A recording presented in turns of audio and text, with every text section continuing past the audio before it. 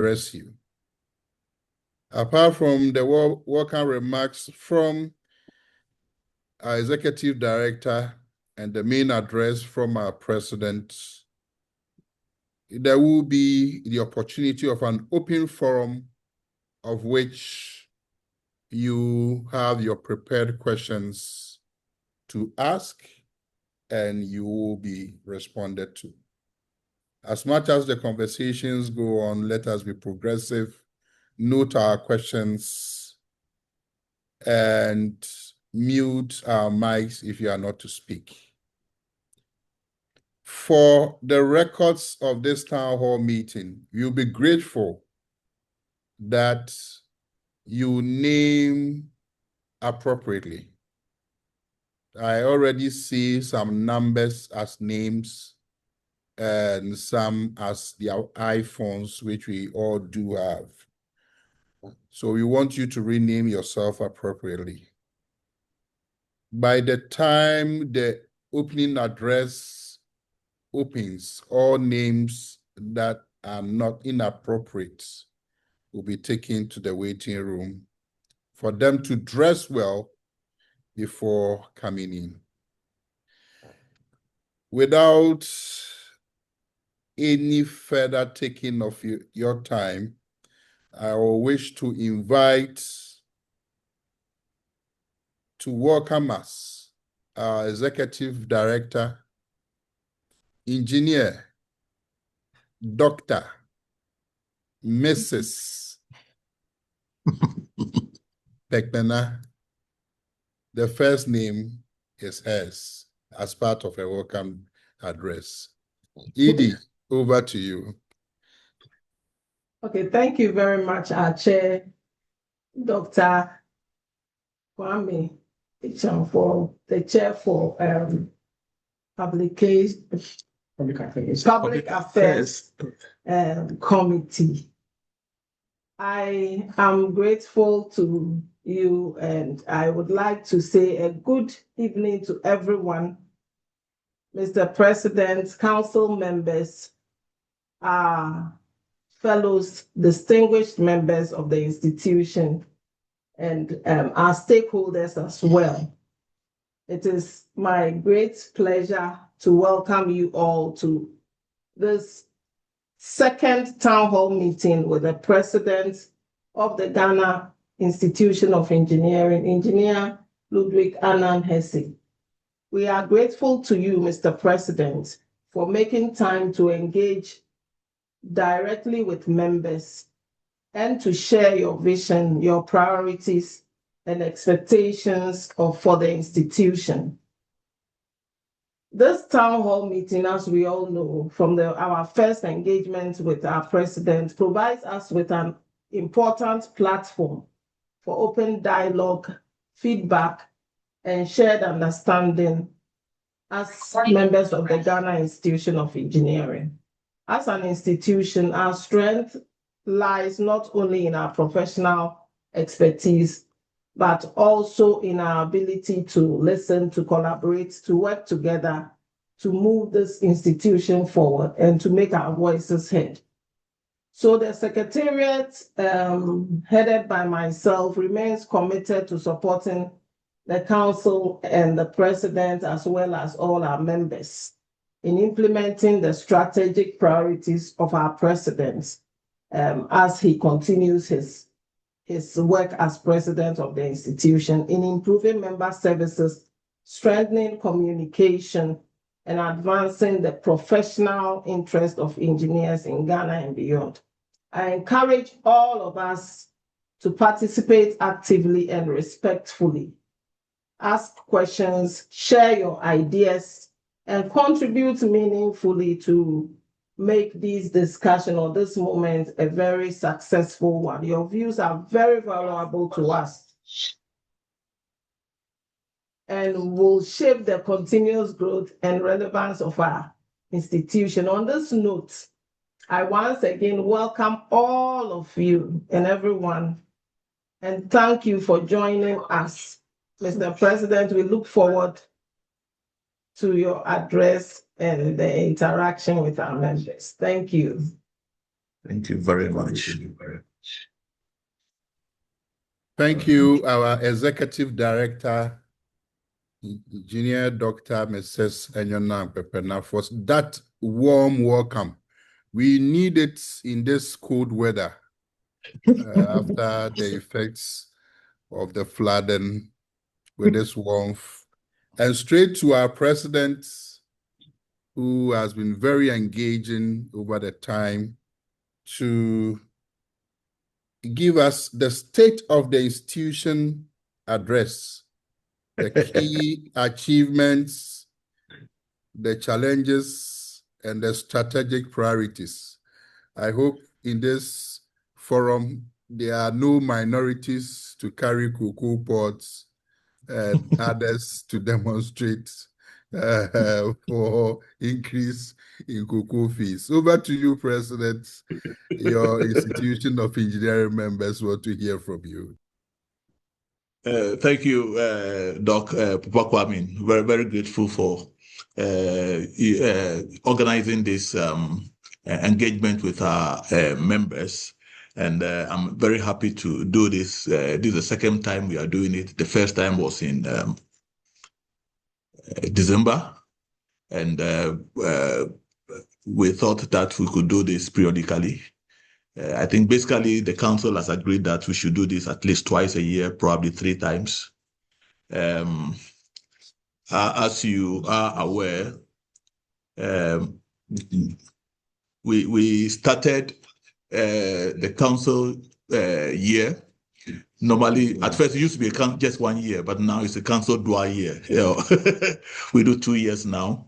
And we started on a theme, engineering our future. Do it well, do it right. And this morning on the radio engagement, the interviewer went back to my inaugural address and quoted this phrase for me and used it as a basis for asking these questions. As you are aware, when we say do it well, do it right, we are saying that do what is right, do it the right way, and also do it at the right time, in a timely manner. We know that as Ghanaians, and in this June and this floody environment, when we say these things, it looks like we are probably laughing at ourselves. But we must come back to these values. We must have to come back to these basics. There's a lot that we've missed as a people, as a country, and sometimes as, dare to say, as engineers in doing what is right. And sometimes we've missed doing it the right way. And quite evidently, we've missed doing a lot of things at the right time. And so that's why we are probably in the situation that we are. GhIE FM's headline on my engagement today is that the president of the GhIE says that we brought this on ourselves. That's how they've headlined the interaction I had with them this morning on flooding in Accra. And I know people, one of the ladies here who work here had to walk from Airport Junction to Accra Mall in the rain around 6 p.m. And then when she got there, the place was full of people trying to get Trotro to go. And she just told me, she said she was blessed twice yesterday, because while she stood by the bus stop and she stood away from everybody and she was drenched, a car stopped by her and said, we have one space in our place, in our car. And we saw so many people wanted to help. And because you're standing alone and we have one space, we came to you. Where are you going? And she told them, and they say, sit in. And they took her to a location where she could normally would get a taxi to take her home. That's at Gekojo. And near Madin, they went out of their way to take her there, and she couldn't get a car. And finally, somebody decided to give her a lift on a motorbike, and she dropped her almost at her doorsteps through flooded streets. That's how she got home, fully drenched. But she said she saw it as a blessing because otherwise she would have got home probably or not gotten home at all last night. So we are in very dire situations. And we as engineers, we have to wake up and see whether this adage, we can start going back to it and see if we can help or we can lead our nation back into doing things the right way at the right time. And this we should all reflect on. What else do I do for this thing to go forward? Okay, now. So coming to our town hall meeting, as you remember, on 3rd December, we had our first town hall meeting. And my intention this evening is to walk us quickly through what has happened since then to your institution, the things we have been engaging, the things we've been doing. Sometimes in referencing, in answering some of the questions that you brought us, and doing things that you suggested. And the second part is some things that we've already planned on our own, and some of the progress that we've made since then. And that's all I want to say at this meeting, and then we'll turn the mic over to you. So if you permit me, I'll say I call this matters arising from our last meeting.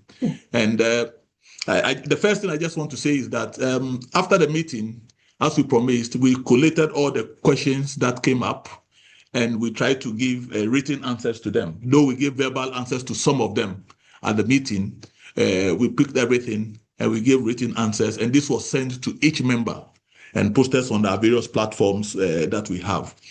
And hopefully you've seen them, you've read them, and probably some matters will arise from them again today. I don't know. Probably you may not be happy with some of our answers. You are free to bring them up. And hopefully also we'll show you that we have reacted to some of those issues, and we are moving forward. I can confidently say that we relaunched our website at our last AGM.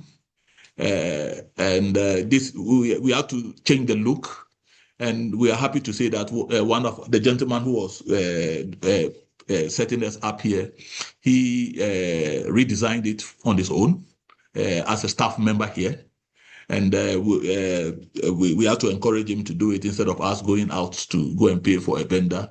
And we are happy that it's been done. There are still content issues that we are working on. And in terms of content, we'll see that probably within the next month or so, we'll see quite a bit of enhancement on the website. Neo Denke here sitting by me is our PR. You know that we engaged him in December, and he's been very influential in the way we are doing things, the way we are communicating now. And we are very glad that we brought him on board. He now has an assistant who is helping him to work. And hopefully they will bring this further content enhancement to our website in the coming days. Again, because we got him here and he's here with us for full time, we've been able to go back to our newsletter. We've had a newsletter for God knows when, long ago. We're doing it every quarter. Then sometimes we lapse. But by the grace of God, since March, we've been able to move from a quarterly, because it was always been a quarterly newsletter, but we've been able to actually move it to a monthly newsletter. So March, April, May, we issued these newsletters. And I think the biggest input here is that we have somebody working with us for full time. We didn't have to depend on solely volunteers to put stories together and publish. So there's a commitment that our moderator, our chairman for the Public and International Affairs Committee and his team, together with Neo Denke here, are making sure of that. One thing they've said is that we don't want our newsletters to just be, we did this, we did that, we did that. We also want to showcase some engineering stories within our environment.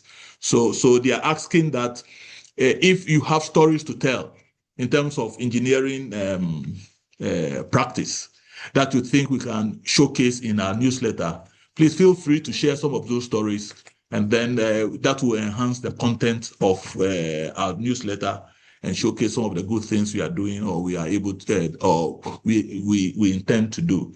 So let's take care of this. We also have we engage with the deans of the faculties of engineering in our various universities in Ghana here, both the public sector universities and the private sector universities. We had an engagement where we had over 70 or so people participating, and we had a very good engagement. The university that we call the educational units, they've always been part of our institution. In fact, there are two people who represent the educational institutions who sit on our council. But traditionally, they've come from KNUST. But now there's so many other universities. We cannot just depend on KNUST, and we have to bring everybody on board, and for them to feel that they are part of us.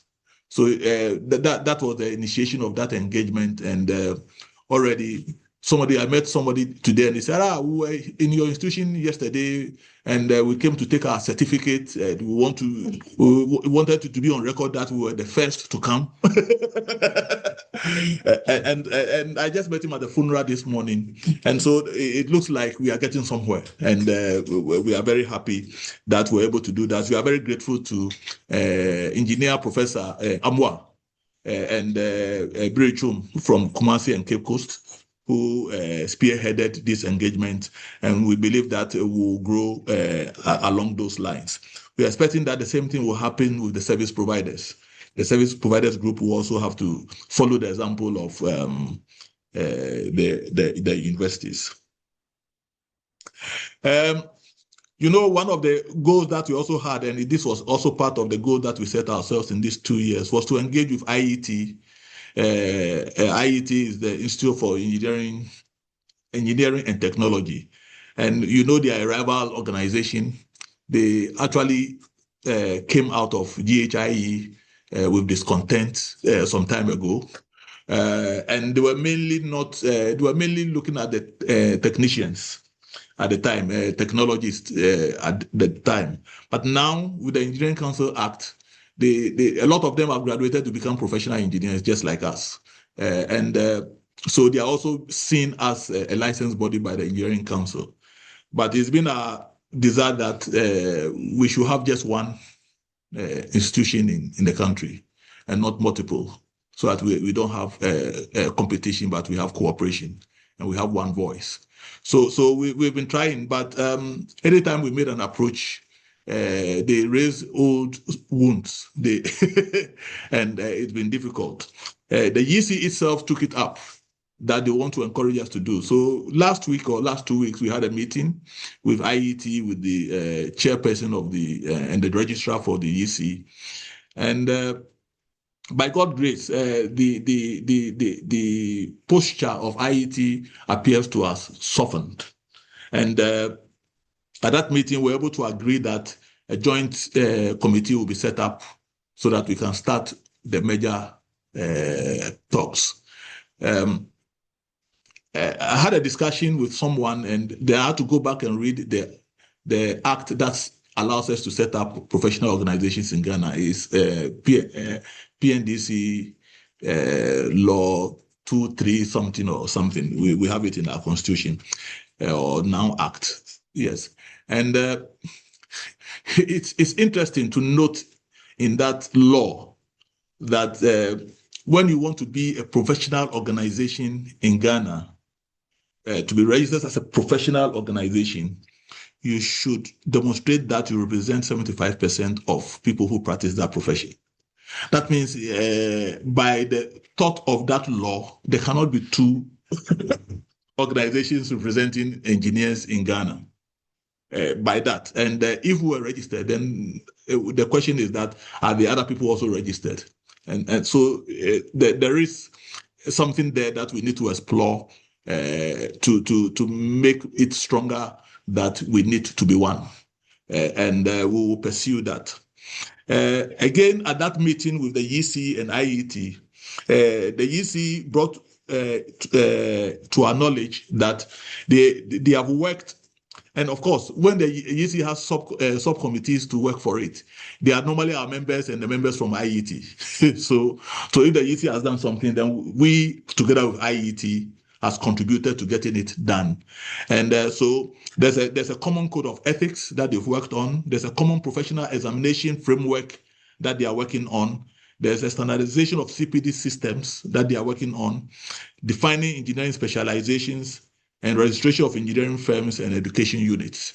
So there are documents on all this, and the GhIE is hoping that they will send them to us formally for us to review them as institutions on our own, and then send them feedback so that they can start putting some of these things in place to help them with their regulatory role, and also give a common basis for the way engineering is, regulated in Ghana. We've always had the issue to complain that whilst we think we have fairly higher standards in terms of how we admit people as members, full members, the IET standards are relatively lower. And we don't, there's no research finding on this, but these are all, how do you call it? What people say and what people see and what people think. The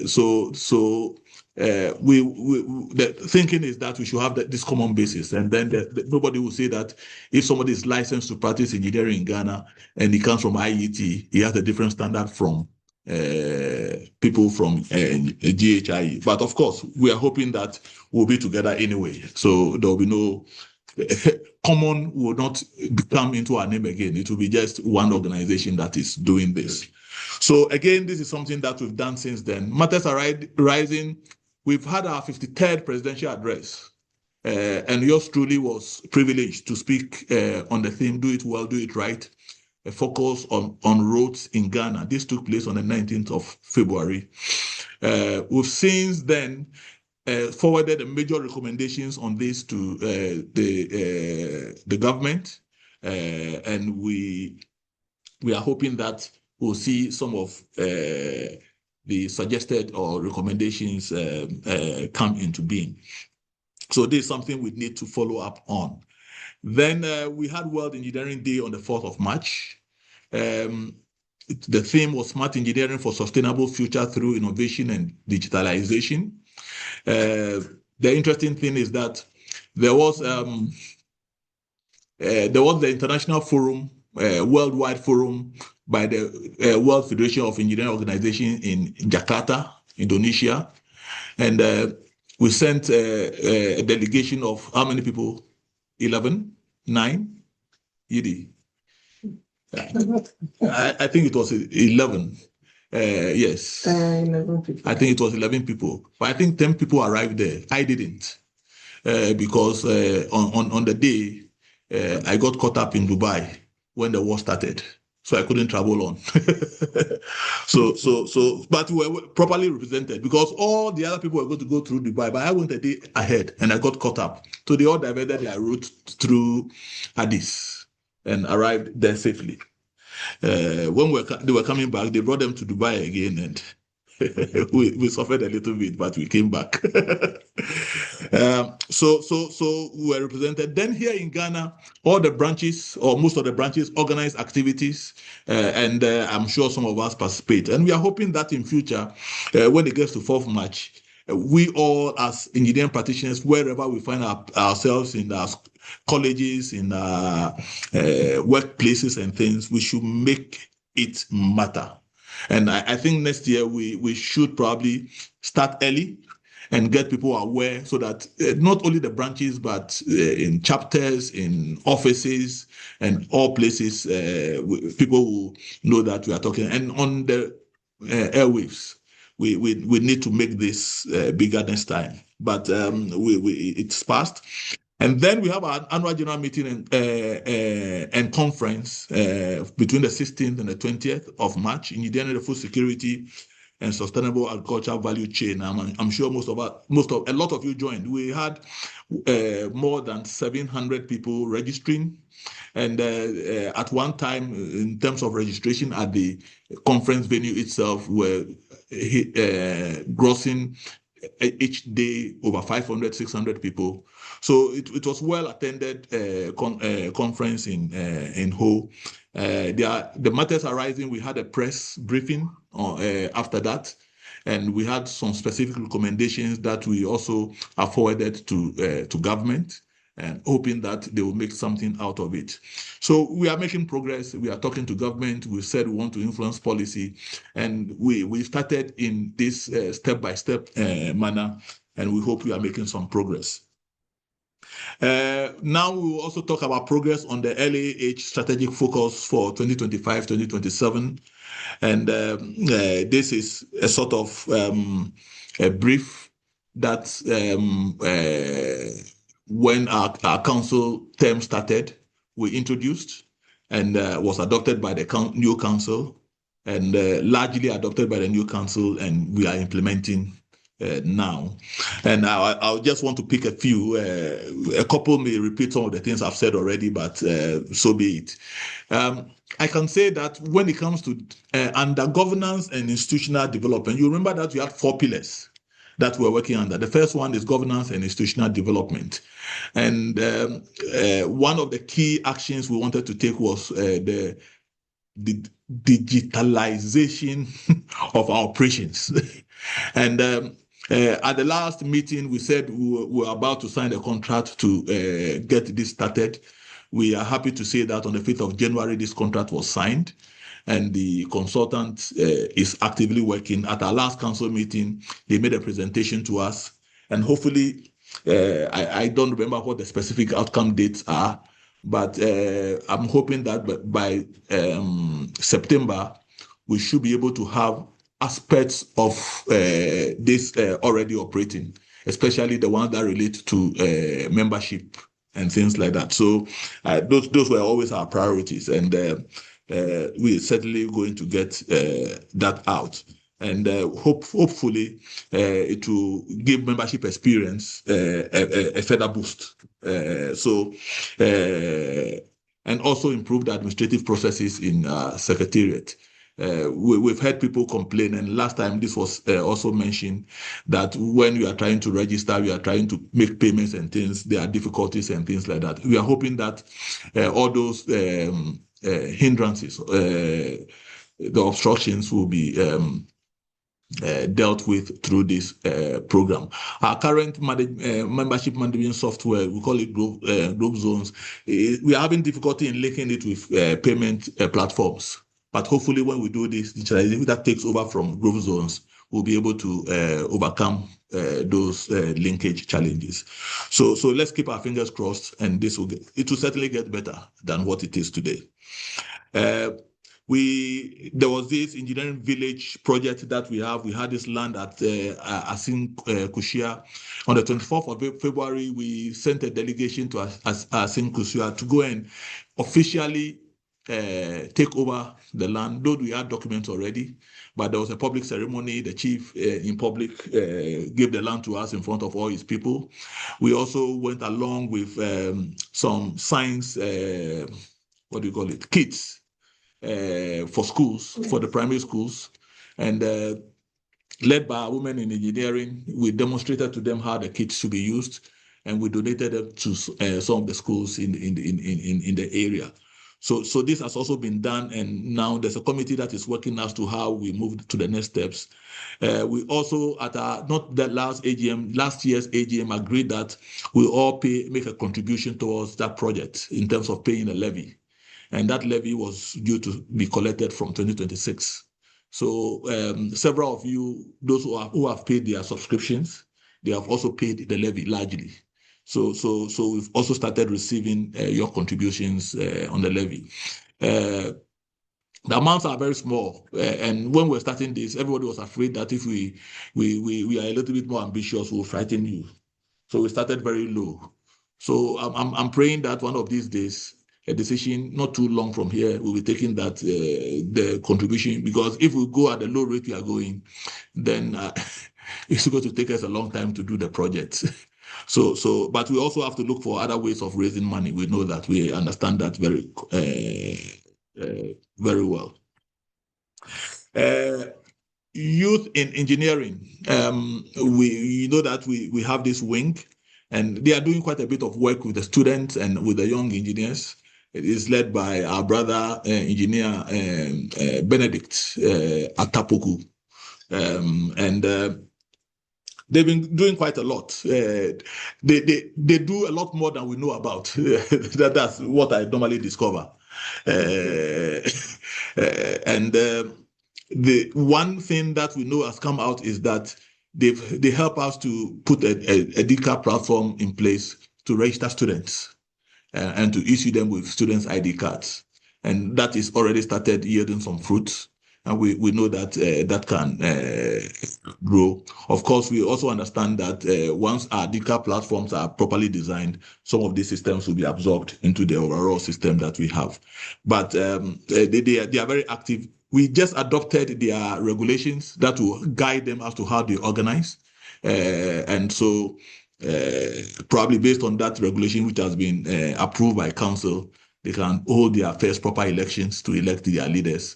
Now, so far, the people who are working, leading them are people that were appointed. And so we are hoping that they can now properly regulate themselves with the regulations approved by council at our last meeting in May. Again, management consulting services still under governance and institutional development.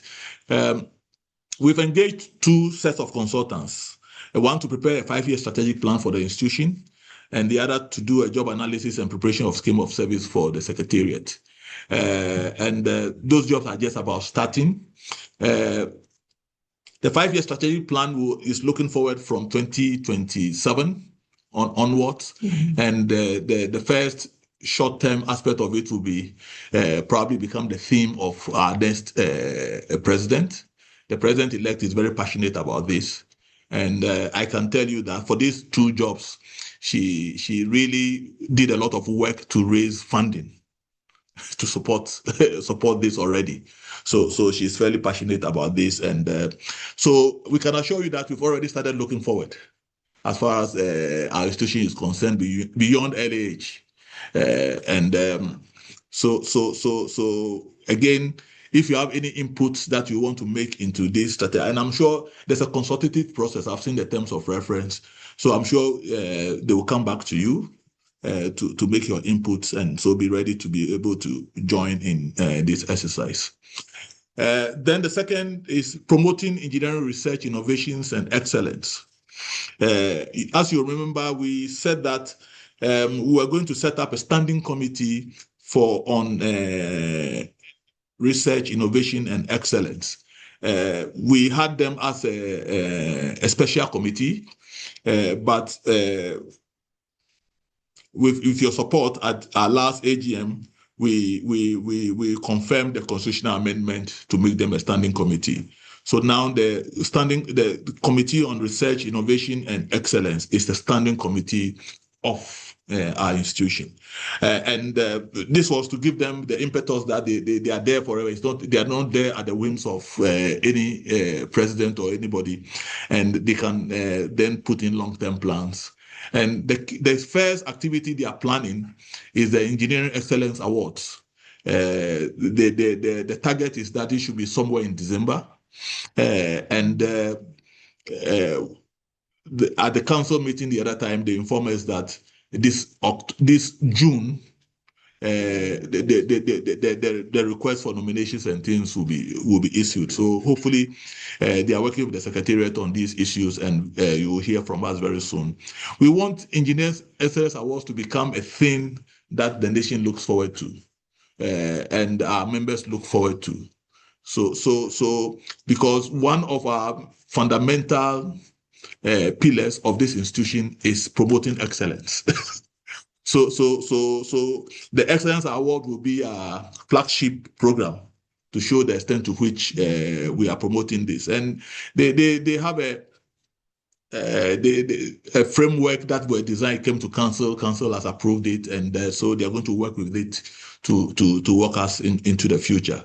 So when this thing starts coming out, let's all join and make our first Engineering Excellence Awards something that we'll be proud of, and also something that we can grow on that line. We also said we're going to influence public policy. And there are things that we said we are going to do. There are some that we have been able to do. We have done the Ghana Infrastructure Report Card 2026.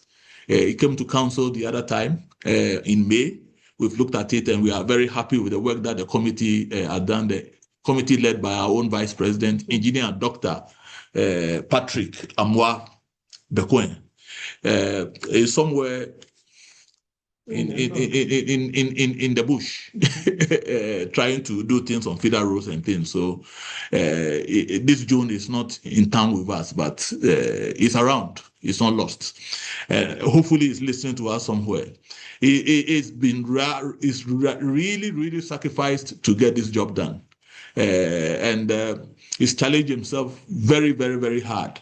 And they expanded the scope. The last one we did was in 2016. Again, surprisingly, my interview this morning on GhIE FM, I was challenged with that 2016 you did an infrastructure report card, and we have not heard from you again. And I was happy to announce that we had finished one after 10 years. We were supposed to do it every 5 years. So that means we lost one step out. I think council have said that we have to do it more often than 5. So probably we want to do this probably every 3 years. But again, it's a big call. And if we want to do it more often, we have to probably get partners, technical partners that probably they will be paid to us and sponsors to get this job done, so that we can, the quality can go higher, so that it's not only based on volunteer inputs, but also on people who probably can get paid to get it done better. So that's a way we have to start looking at some of these things going forward. But again, we need to get people who want to sponsor these activities. So we have to make it look good. And this one looks good. And I'll be happy to be part of the launching before this month ends. Edie, have we fixed the date yet? Okay. We have to do it quickly. Okay. Yeah. Then the 53rd presidential address. I've mentioned this already, that as part of our influence of public policy, we've sent these recommendations to the government. We have not had any, and that's one part of government. When you send things to government, you don't get any feedback. Nobody writes back to you and says we've received this. The most responsive place actually is when we write to our presidency. I can say that a few letters that we've written to our presidency itself, they reply. They will at least reply to say that we acknowledge receipt. And that happens at the seat of president, but it doesn't happen in the ministries. So I think the president has to make sure that its ministries are more responsive to these things, because So this is just a side comment, but it just occurred to me that that this is what is happening. Mm-hmm. Then also, just two weeks ago, we sent a policy brief to the government, again to the Ministry of Works and Housing and Water Resources, on a policy brief that we called Transforming Urban Storm Water Management in Ghana. And we've shared these things. I think we made a public statement on this. This is on our platform, on the website. Yeah, okay. And we are asking that all members should look at it. We've also sent a message to all our council members just this afternoon that there's a lot of, because of the big floods yesterday in Accra, everybody is talking about flooding. We should read this document, and so that it becomes our talking point, so that we will be saying about the same thing wherever we've been called. It's a little frustrating talking about flooding, because it's like an annual ritual that we do. So, but we cannot stop talking. because when we stop talking, then we are not doing our job. In fact, this morning on Joy FM, they were telling me that we as engineers, we are not talking enough. Oh yes, that's the position. They say we are too quiet, and what the producer called him, and he said the same things to him. That he thinks we should be seen as more engaging, because they believe we have a power we are not aware of. And that's what they keep telling, the communicators keep telling us. They say you are the tanker people, you have the power, and you are not using your power, and you are allowing the politicians to take all your power away from you. Go back and claim it. And that's what they are saying to us. Because they have been talking, they have the platform for talking. And they believe that we have a certain power that we have not engaged enough. And this is what the communicators are telling us. So we need to, and if you remember at our last lecture on ethics, when we brought Senor Jose to come and talk to us, he said we sat there, and this young man came and treated us like we are nobodies. And he said, "Oh, engineers, you are not doing anything at all. You are not at the table. Even me, who am not an engineer, I'm at the table, and you are not there." This is what he said to us. So we need to do more. And I see these things as just the start. And that's why we engage the PR person to join our team, so that they can help us to up our game. And hopefully we can only get better. Then we also did something which has put me into a lot of trouble. We sent to the Auditor General on the 2nd of April a letter which says that big push is taking place without, and we don't think the proper engineering has been done, the proper feasibility has been done, the proper procurement process have been followed, and whether we are having value for money. And again, they are not using proper processes, like using consultants in design so that they can be proper reviews, public consultations, EIAs, and all those things. So we asked Auditor General that, look, when people come and say, oh, they did single sourcing, for us as engineers, that's not the only issue. Because LCs go beyond that. Are we delivering quality? Are we doing it well? Are we doing it right? And are we doing it at the right time? So those were our concerns. And we thought that if the issue about just the financial procurement has come up, we should widen the scope, and probably we should get the Auditor General, who is close to the power to audit projects, to go and look at this and see if all the processes have been followed. That was our interest. And we were seeing it as not a critique of Big Push, but to use it as a learning process, because Big Push was a $10 billion project. I can bet you the whole budget of the Ministry of Roads and Highways for 2026 is $8 billion. 8 billion cedis. And Big Push is 100 billion cedis. You see, and the Big Push is coming from another budget line, which is not under the Ministry of Roads and Highways. So we've worked in the road sector. If we had a budget of 1 billion, 2 billion cedis at our time, it was big money. So awarding projects up to 80 billion, 100 billion in 1 year is huge. And we thought that it should go through due process. And we should interrogate if it went through this process. If it didn't, if the next project is coming, then we should ensure that it goes through the proper due process. And this was our beef. And I was told that was this, Kofi Esi, this is your agenda. Your council crowd say they don't know anything about this. And today I met. Can I say this? And I somebody told me today. I won't mention who, but they said, the minister is looking for you. He says, since you made that statement, there's some engagement that he thought you see you there, but you didn't come. And it looks like you are running away from him. If anybody is talking to the minister, say that, no, I don't run away. So we should be able to create the opportunity to meet and have a discussion on these things, because it's for our public interest. We don't make these statements to gain anything out personally. We make these statements so that things will get better for our country. So these are some of the engagements that we've had. We are talking about membership and welfare. We can announce to you that the council has approved a membership welfare insurance scheme, which is ready for implementation, and I'm sure very soon you will get some very definite communications on this. And then also, I'm happy to say that I joined GhIE, who organized a countrywide health walk on the 23rd of May. And you can see my beautiful face there with ladies, and I feel so good there. Can't you see it? So that also happened within the period. Then on partnership and collaboration, and this is the fourth pillar. The roundtable discussion with built environment professionals took place yesterday on management of greater metropolitan areas in Ghana. We had it here yesterday. We hosted it, and the prognosis is that it was a good meeting. We are setting up a joint team to write up a joint paper on this to government, and that will start. The work will start very soon.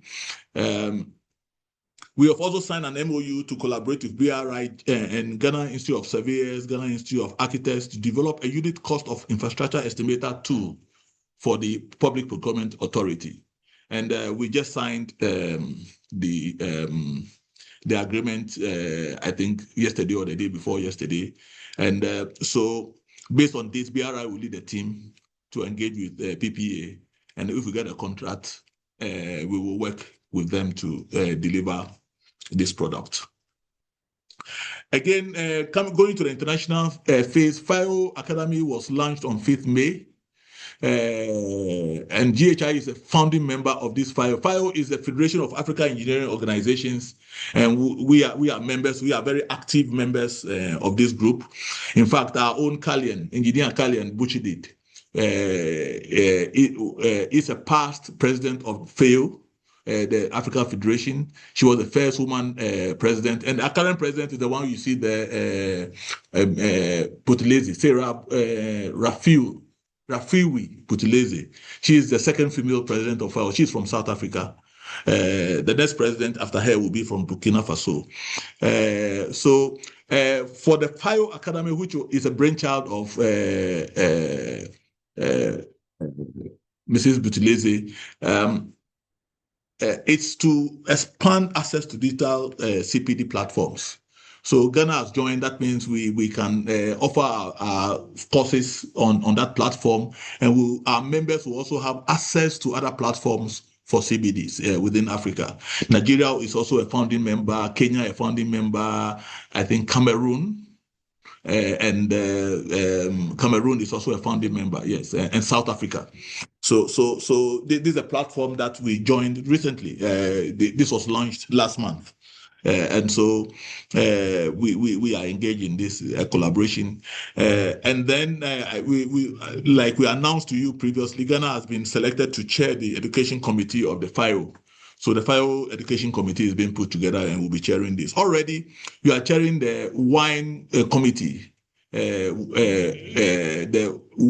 call it GhIE, Women Engineering Committee of FIO already. We have that chair already.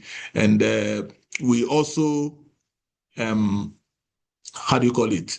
Our president-elect, she was very instrumental in the organizing. She was chairing a committee that worked on this FIO Academy business. So we are very much involved. In July, there's a FIO extraordinary meeting to adopt an improved constitution for the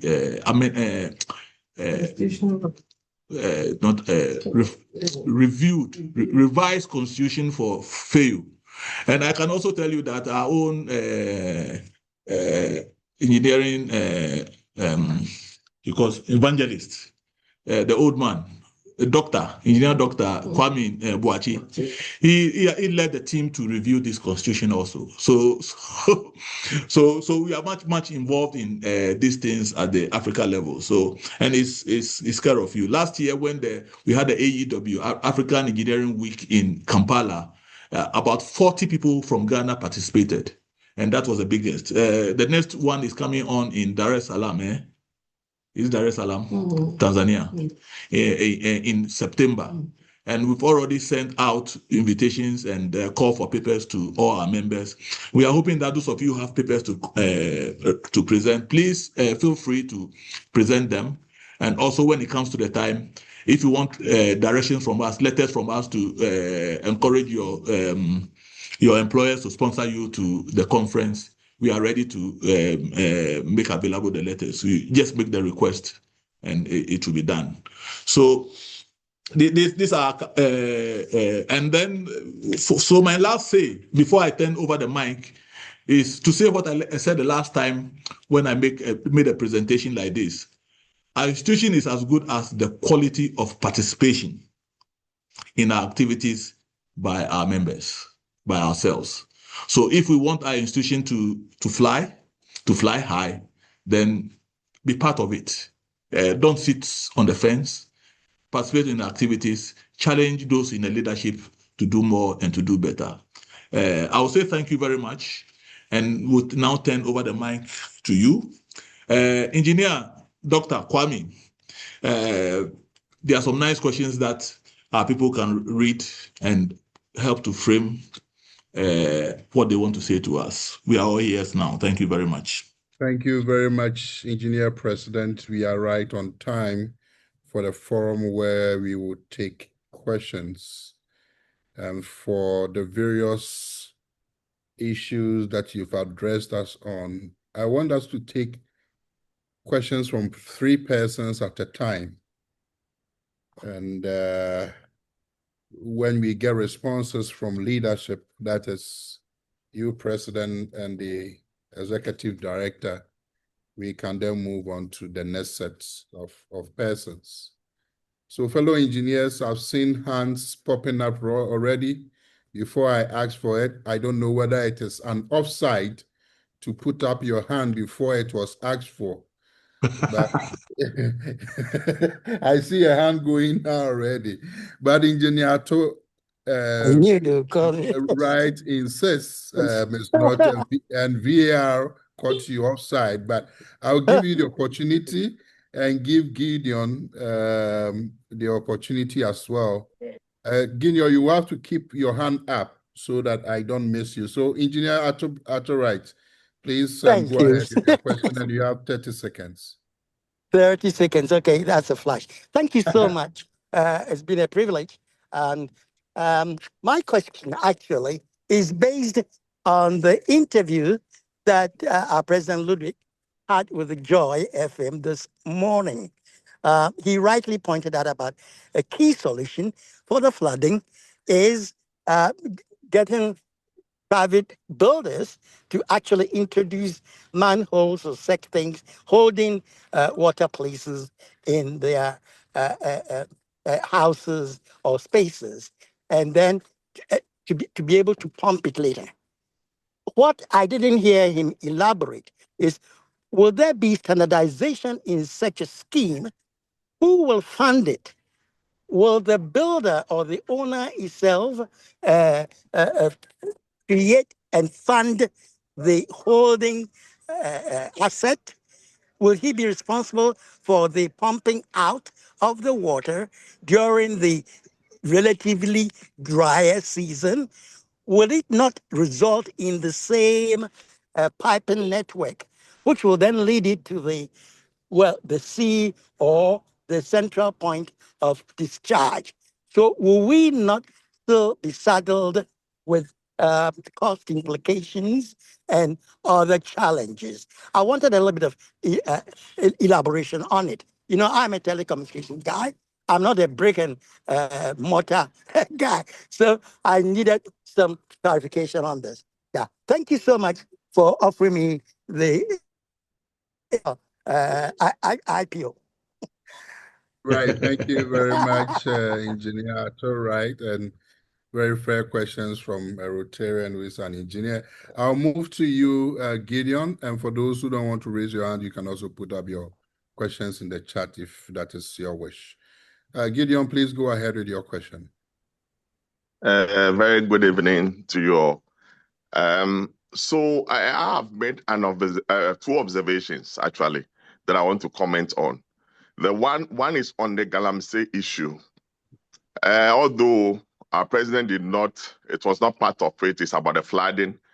But what I've observed is that I haven't joined the institution early enough. I've spent almost 20 years practicing GM before joining.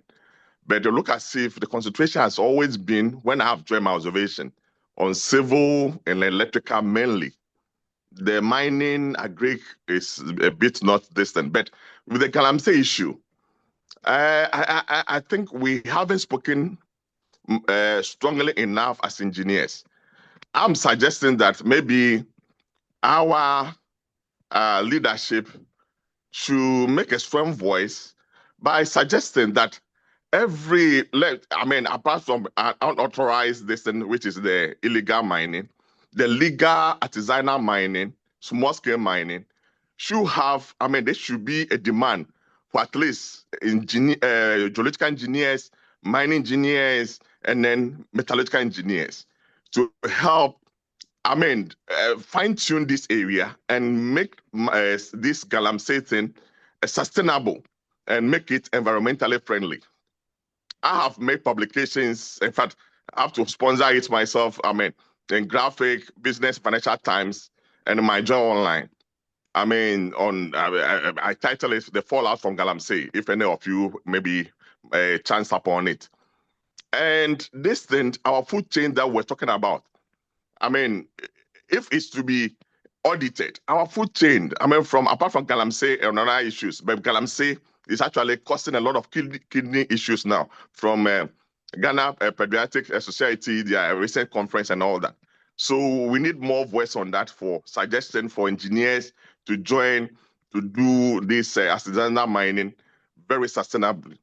Then the second point is that look as if we've also lost sight mainly of occupational health and safety issues in engineering, and then environmental risk management, and also enterprise risk management in general, because we know engineering always have effects on health and safety, community issues, and environmental risks. But look as if I always see past president engineer Anyaje mainly championing health and safety as just a single person or so, but the institution itself hasn't, taken much interest in that area. So that is my observation, and I want to put across. Thank you. Thank you very much for your observations. So those were two reactions for Engineer Wright and Gideon, and there's a comment in the chat. I will take responses before I come to you, Engineer Peter Yelson. So Edie, be ready for the comment in the chat, because even though it is in text, I find it that Sikayi Muja, and that has to be responded before the two other comments. It reads, I have a problem with the payment of dues where someone pays the annual subscription and the feedback from GhIE acknowledging receipt is not available. Ed, your reaction before we move on to the earlier comments. Thank you. Okay, thank you very much, Engineer Dr. Kwan This has been brought to our attention, and the immediate steps we've taken is to automate a response. Immediately we receive payment response, and then we are actually putting in some processes to make sure that within a week you should, or within a few days you should receive your receipt, because it takes some time. And then in the long term, the digitalization project will help us to be able to quickly and immediately generate receipts for members when they make payments. That is what I can say for now. Thank you. Right, thank you very much, Edie, and to again, following digitalization, we will get to the situation where for whoever has ordered and paid for every subscription, you will be able to see all your years of payment and what you owe and all that. So wait for it. Digitalization is coming, but let's go to Engineer Wright he was talking about we encouraging people retain rainwater in their home, the cost implications. Gideon talking about the institution usually highlighting civil and electrical issues, the mining sector suffering, Galamsey, the food chain, occupational safety, and all that. So over to you, Engineer President, if you have any reactions to these issues. Yeah, thank you very much. And flooding is actually in the news, and it's at this time is the sexiest part of the news. But it's not pleasant at all. At the beginning, I had the occasion to make it as part of my opening address. Yes, seriously speaking, like I said, and this, I'm not a storm management expert also, but Engineer Andor, Dr. Professor Andor, who has been very passionate in this area, has been on our tails on this for a long time. He doesn't even live in Accra here. He lives in somewhere in the US. But he's so much concerned. And 10 years ago, he came and delivered a paper to us on these issues. And last year, we asked him to come again. And he came. And what he told us was that the presentation is going to make is not different from what he made to us 10 years ago. But the only difference will be the scale of the problem. What has changed since the 10 years. And it showed to us very graphically how Accra has changed in the last 10 years and how much we have compromised our ability to retain floodwaters during storm experiences. And the sad conclusion that it came to is that even the few retention areas that were available 10 years ago are all lost. And the only option left to us to retain storm water is in our houses, in our private properties. But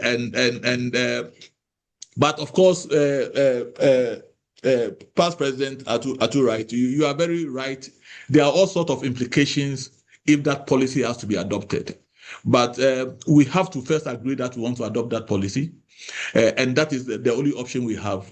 And then we can sit down collectively and ask all the relevant questions that will influence its implementation. Because the questions you ask are all implementation questions. But we've sent this policy brief to government. We've given them some indicators as to how they can change existing legislations, modify slightly existing organizations in the short term, and also open up the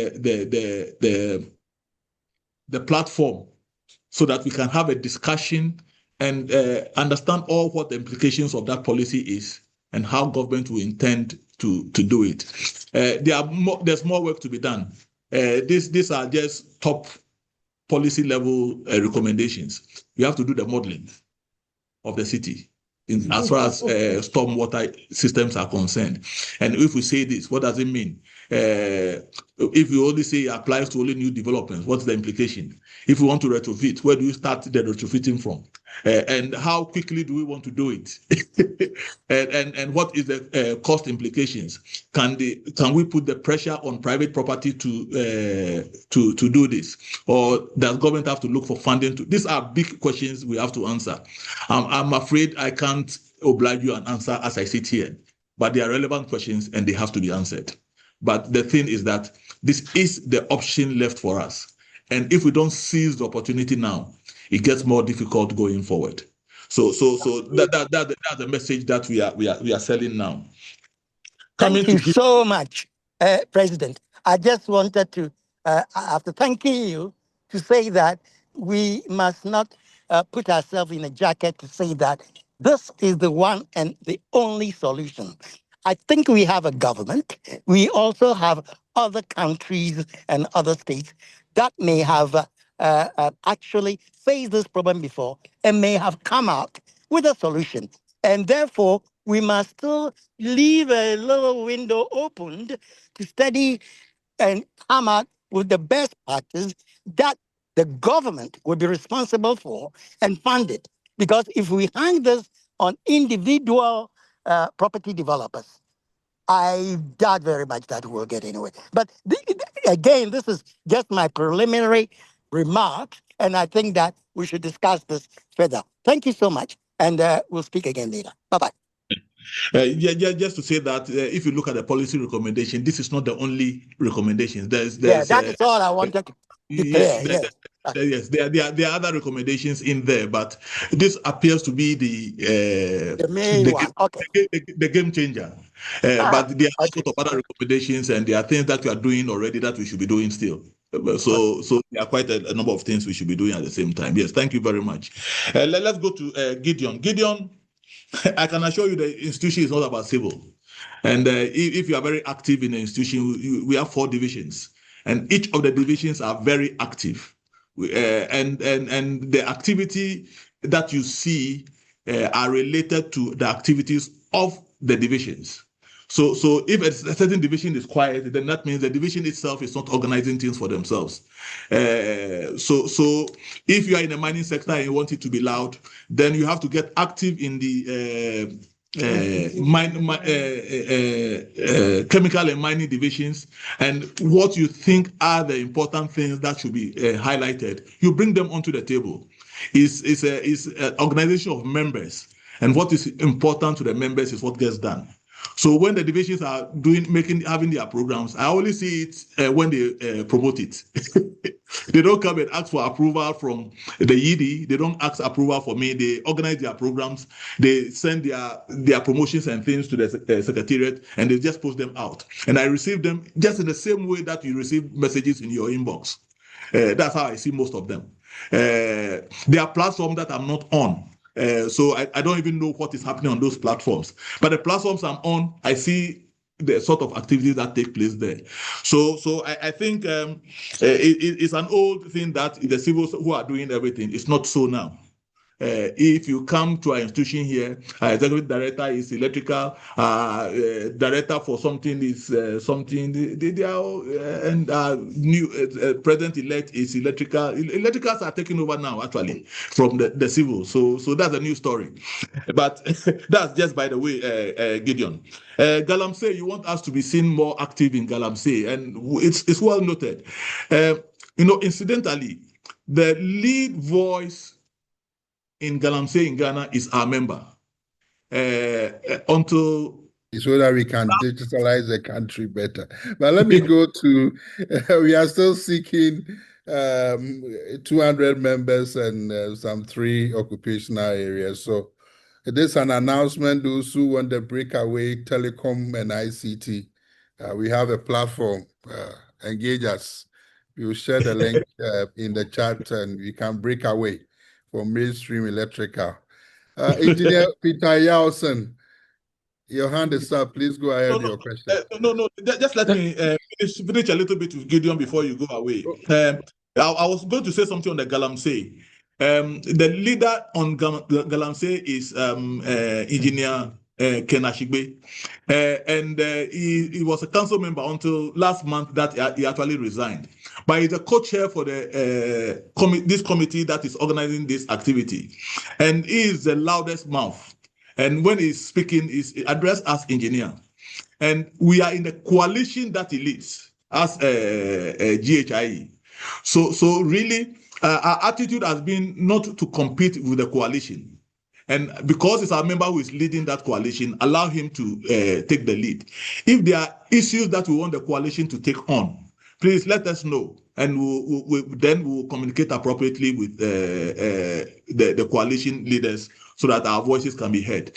So generally, it's engineers who are leading that coalition, and we don't want to compete along those lines with the coalition so that the voice is unified. On the other hand, the occupational health and safety issues, we hear you, and yes, we can do better. And for me, the biggest example is when you go onto our roads. When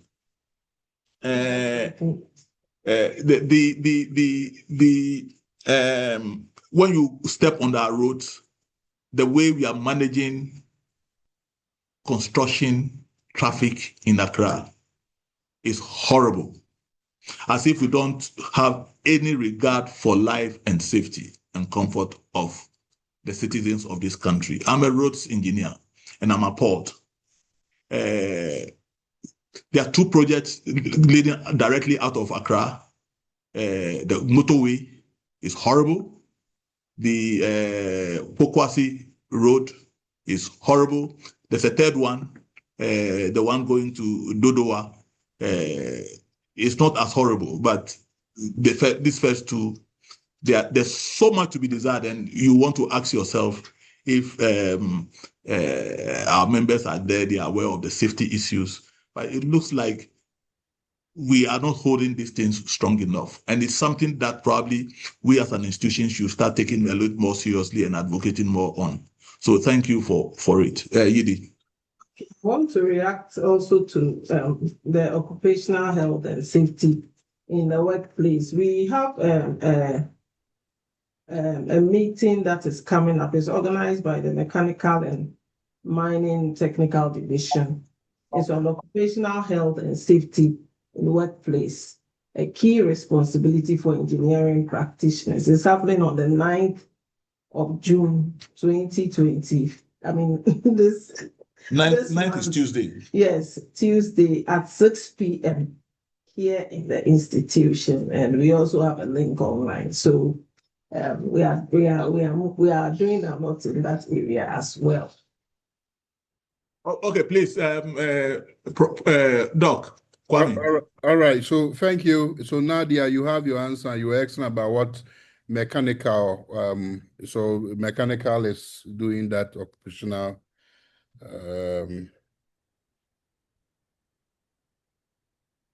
Occupational health and safety in the workplace. 9th June, 6 p.m. around this time. 2 PDH with the engineer Ben Richard and EJ. We will get to you now, Engineer Peter Yao. Your hand has been up for quite a while. Please go ahead. Thank you, Chairman. Thank you, Engineer President. Mine is a comment.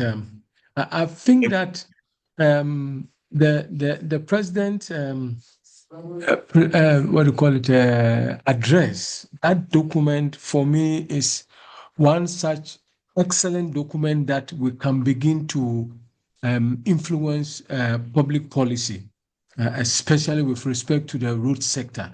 And I am of the view that, as he said, that he sent maybe letters or documents to the ministries and they are not responding. I think that there should be reminders, because I listened that day to the address and I thought that it's the blueprint that will help us to be able to change the face of the engineering when it comes to the road sector in Ghana. Given that budgets are prepared, and sometimes, having been a road engineer myself, budgets are prepared, and yet projects that are implemented are not even in the budget. They come outside the budget, and we have gotten ourselves into this situation. And so I would continue to recommend and suggest that probably our dear President continue to send reminders for them to look at how best we can change the face of our road sector management. Thank you, sir. Right, President, how do we call it? Your high five for all that you have been being engaging, being media friendly, maybe giving boom speeches and running away from ministers. We need more hands. We will get a reaction on that. Let me go to the comment in the chat. It said, in your consideration, add Kaswa to Winneba, now extended towards Mankasim. The road management is terrible. I have experienced it as well, and advise myself.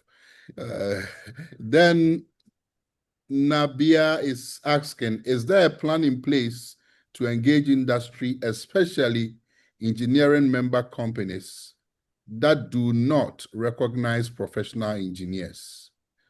That's quite a loaded question, but this is to you, Engineer President and Yidi. Over. Yidi, please go ahead. Okay, so just like in President's address, he mentioned that we've had an engagement with the engineering educational units. We have also started engaging. We sent letters out to the engineering service providers, and we have also done some engagements with some of the public institutions. Engineering Council is also been engaging the engineering organizations, and these engagements are still ongoing, but there's a plan to engage the engineering service providers that are being implemented as part of our LAE strategy. Please, lawyer. How did the lawyers come here? So actually, what the message has been that if you look at the Engineering Council Act 819, it's even an offense to offer an engineering service, whether as a person or as an entity, where it goes all the way to, you can even have a custodial sentence for that. So as Midi was saying, on the back of that, the Engineering Council has actually been meeting a lot of organizations and highlighting this to the point that you can't even sell engineering product like concrete and all that without being licensed. That's what I wanted to add. And you give the example of concrete, but you are not a civil engineer.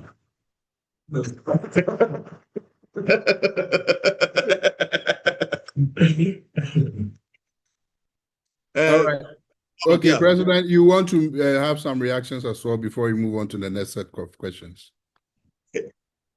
Yes, I think we should move on. I think one was a suggestion. You gave me a high five and it's duly acknowledged. And the advice that we should go for a feedback is taken on board.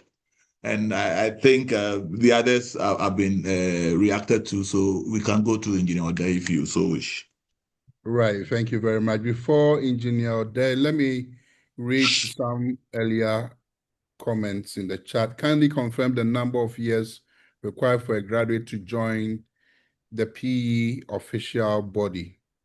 And the second one, along the lines of PE recognition, is there a system in place for cross-border recognition, especially with key neighboring countries? And over to you, Engineer Ode, for your comments or questions. Thank you very much, sir, and good evening to my colleagues here. Here, President, I know the efforts you have been making, especially getting in touch with some of these political environment sectors, for example, the road ministry and a few others. I am suggesting that if we can move some of this engagement to the public, it will be a good advocacy environment for us to be more seen that we are also trying to educate the public about engineering matters. Probably we're turning our attention too much to this political environment, which is not helping. So my suggestion is that if we can now consider a forum like this with the public, it will be better for us. Thank you very much.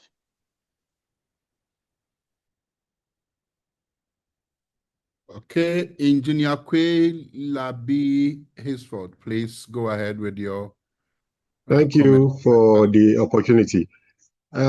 Just an add up to but I'm an electrical engineer, and when I sit behind the radio and listen to the bashing and running down of engineers because of problem with our road construction, I feel very sad. So I want to ask, did they consult us by giving the timelines and how the construction should be done? I know there are problems because of funding. So like my colleague said, we need to go out so that we save the name of engineers. Because just a journalist who doesn't understand anything about engineering will sit behind the console and insult engineers. And I've sort of felt sad. So I think, President, we need to take this action so that we save. We are doing a lot of work behind the scene, and talking is hailed or recognized in Ghana. Engineers are pushed at the background, and I sometimes don't feel very good when I hear those things. Thank you. I rest my case. Thank you. Your reaction, Engineer President and EJ. Thank you, Doc. Kwelabi, starting with you. Bashing of engineers. I get bashed on daily basis by my wife. And when things are said on radio, and it's about engineering, she turns to me and she says, you are the elders, go and speak to them. But when we drive on the road, every pothole we go through, she says something to me. And when I became president, she said, if at the end of your presidency, the potholes are not finished on this road, then you have not done any work. Kwelabi, we are doing badly. We are not doing well. We cannot be proud of ourselves. We have to feel ashamed as engineers sometimes. And then I'm talking to you as my members. I'm a road engineer myself. And sometimes I'm involved in some of these projects. We are doing so badly. So badly. How can we build roads and in 5 years they all go like my wife will say, you see the blacktop and next 5 years you see gravel. It becomes a gravel road. It cannot happen anywhere. How do you defend this? How do you go on radio to go and defend somebody who says that the road was built in my place and in 5 years it's gone bad? How do you go and defend it? Somebody must be going to prison for this. So really, we are doing so badly, so badly. We engineers, we are building roads to Pokwase to Nsawam, and we decide, and I don't know why, but there's a contractor who is building a 4-carriage roadway, and he's open all the 4-carriage, and each of the 4 carriageways is finished sections. And there are sections that he has not finished. And he's gone back up to putting wearing course, the final layer on the section that he has finished, and put on road marking. And meanwhile, you go through the mud and the waste, and you take all the silt onto the marked sections of the road, then you go into mud again. And there's no way that road marking is going to last for a month. It is not good for purpose. And yet, it's engineers who are constructing, it's engineers who are supervising, it's engineers who sit in Ghana Highway Authority, it's in all over the place. How can we make excuses for this? How can we not say that we have 4 carriageways, we'll finish 1? Let's go through the mud a little bit, but we'll finish 1 and put everybody there so that we work on the other 3. Even if there's congestion on that, it's better. So really seriously, I met somebody today at a funeral, and when I was introduced as the president of Ghana Institute of Engineering, he told me the contractor working on the motorway and the contractor working on this, and he's also a contractor, but he's a foreign contractor, and he knows that these are Ghanaian contractors working on these 2 roads. So it was politics he was doing. He told me, go and tell them that what they are doing to us in Accra here is not good. What do we do? Engineer Kwelabi, engineers, you have to do better. Not only in roads, is so visible. Roads are so visible. We see them everywhere we go. So we cannot go and hide and say we are doing some tech something somewhere, and we can do some magic for social media to do something. Those are interesting things, and nobody, they are nice. But we see the roads every day. Yeah. Sorry. Thank you. Thank you, sir. Thank you, President. I hear you. I hear what you said. We hear you. Yes, I've told him. He made a suggestion, and we hear him. Okay, that's fine. We have 2 more hands, but I want to do some comments first. and then we can have the. So I missed this quite some 20 minutes ago. My apologies. My little concern is how CPD courses have been organized. Most of the CPD courses organized, often the venue is always in Accra, and it makes it difficult for young engineers to attend. I suggest these courses should be decentralized to the various branches for engineers to be able to participate. And I see some thumbs up for that. To go on to some new comments, we didn't answer or respond to the questions on the minimum years required for a graduate to join. Okay. To become a professional engineer, and also the Okay. other on professional engineer recognition in the case of cross-border. If you want to respond to these very quickly, then we can take those who have their hands. Yes.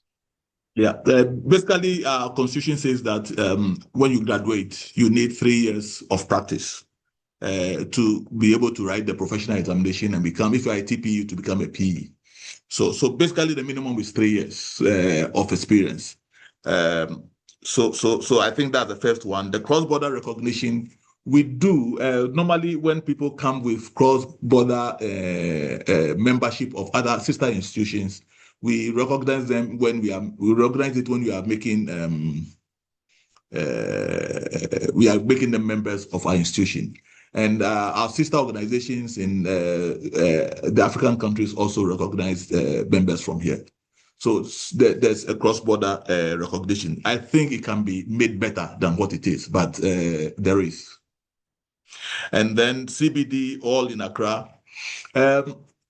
When you organize courses, you have to have takers, really. So, for instance, if I go and say I'm organizing a course in Tamale, then I should get at least 30 people in Tamale who will participate.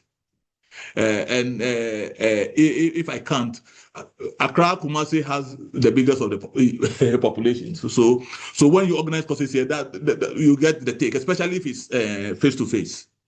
I think as we go forward, especially with the this FIO Academy and all those things, I think we may be shifting quite heavily onto online courses also. So that means the availability will be universal. And then you may even have access to other courses beyond what we offer as GhIE. So let's look at that. But being in Accra here, it's all logistical. A lot of the people who facilitate the courses are in Accra, and a lot of the people who are coming, and sometimes we organize courses that we don't really get the right numbers. So if there's any reason why we should organize anything outside Accra here, we will. But there are clear logistical issues involved in that. But we hear you. We hear what you say, and probably we need to do a survey to know what the interests are and where the people are located to see if we can take the chance of taking some things outside Accra here. At least we should be able to do some few things in Kumasi. Right. Thank you, President. We have some 3 hands up, and you always say that you cannot ignore the hands of the ladies. So, Engineer Marion, Mavis, Sir Frederick, and Salma. It's 4 of you. Marion, please go first. Mavis will follow Frederick, and then Salman. Please go ahead. Okay, thank you. I have two issues. One of them is recently I've seen a lot of road reinstatements done, patching of potholes. But most unfortunately, even when they went down, I looked at them and said, this is cosmetic dressing. It's going to open up in a very short time. And some of them within 1 month, they've opened up again.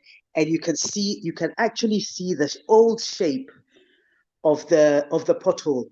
That means the pothole was not treated before they put the black top on it. So that's one thing. I don't know who is doing this work, but it's obviously not being done the correct way. So that's one. And the other one is also we're doing some big road projects, and I have not heard of any road safety audits? Is it something we are considering? Is it something we are intentional about? I don't think so. It looks like it's there, but it's just swept aside. So that's my two. Thanks. Thank you, Marion. Mavis. Hi, good evening. Yeah, so my question is also in line with the previous speaker, also on roads. So I was listening to City FM a couple of days back, and they were discussing, I mean, the road safety issues around this road construction and all that, and how the whole country has been plunged into, I mean, all sorts of inconveniences for, road users.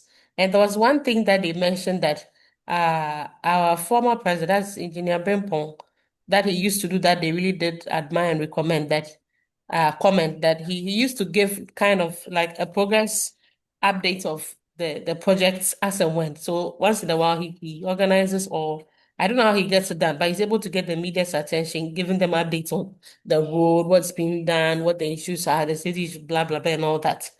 But he says for the other roads, there's nothing like that.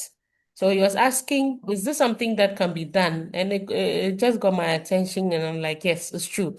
Now, my other question too is, does GHIE have visibility or oversight over all the big push road construction projects that are ongoing?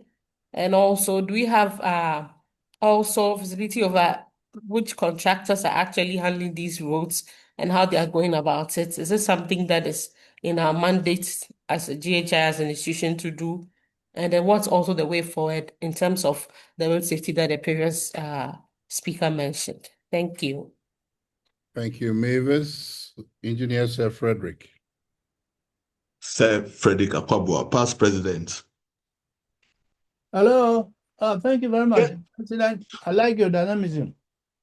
A few years ago, 8 of us, 8 engineers, managed to book an appointment to meet the Vice President, Dr. Baumi, at that time, to discuss some of the things, not going well with the engineering profession in the country or constructional projects in the country.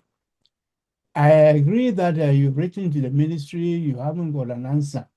Can we follow it up with a delegation? Book an appointment to see the minister. If the minister won't respond, can we book an appointment to see the vice president? Or if it comes to the West, can we book an appointment to see the president? Let's make our presence felt. With this flooding and people's houses being swallowed up and so on, let's not give up. Let's not give up that we've written to them, they are not answering. Let's get a high-powered delegation to see the minister. If he won't see us, let's take it further to the vice president or the president himself. All right. I like the dynamism of the president. I know he's capable of doing that. So please.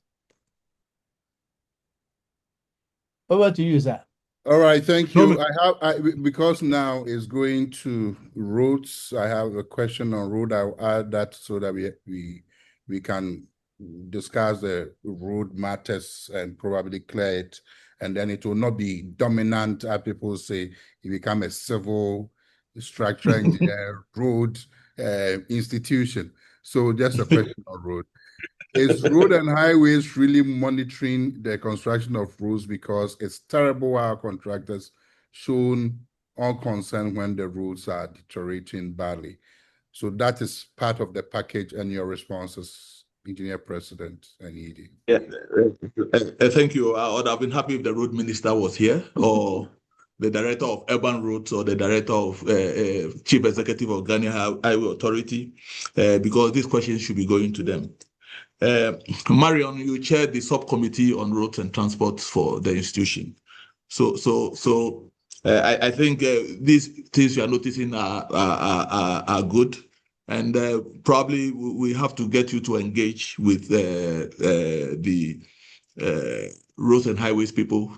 If we can have some engagement organized, that we can meet with them and bring up some of these issues, probably it will be a good one. So I think this is something which is in your cap, And let's see if we can generate an engagement with the Tenka people at the Ministry of Roads and Highways, Ghana Highway Authority, DUR, DFR, to reflect on some of these issues that are being raised by engineers ourselves as we drive on these things. And we want to engage them as engineers. So it's very important. Portal patching not being done correctly. I've seen quite a bit also. So you are not alone on that. Safety audit, where we wrote to the Auditor General, this is one of the issues that we said, all the roads that are being constructed, big push. Have we done safety audit on any of them? We posed that question. And so we are already asking these questions, and it looks like they are the right questions, but probably nobody is ready to answer them. And the projects are ongoing and they are happening. These roads are taking place, and you are doing a $10 billion project. There are no consultants on it, and I doubt if GHA has the capacity to be able to do safety audit on over 60 or 80 projects that are ongoing to be awarded within a matter of months. So those are the things. Not only safety audit. Have we done environmental impact? We are doing road widening from Accra to Takoradi. Have we done any environmental impact assessment? These are all good questions that need to be asked. And those are the questions that we've posed already. And hopefully the Auditor General will live up to expectation and go and ask these questions at the right places so that we can get answers and see if we can do things better than we are doing now. I don't think we are building the roads. The roads needs to be fixed, but I don't think we are doing them the right way. We are not following the right processes, and also whether we are going to actually achieve the quality that we are expecting. It's out there for us to determine after these roads are completed. One thing, confidence that I get in the current is that we appear to be told that if they work under big push, they will get paid, and everybody who has worked is being paid. That has been one of the biggest weaknesses of the road sector.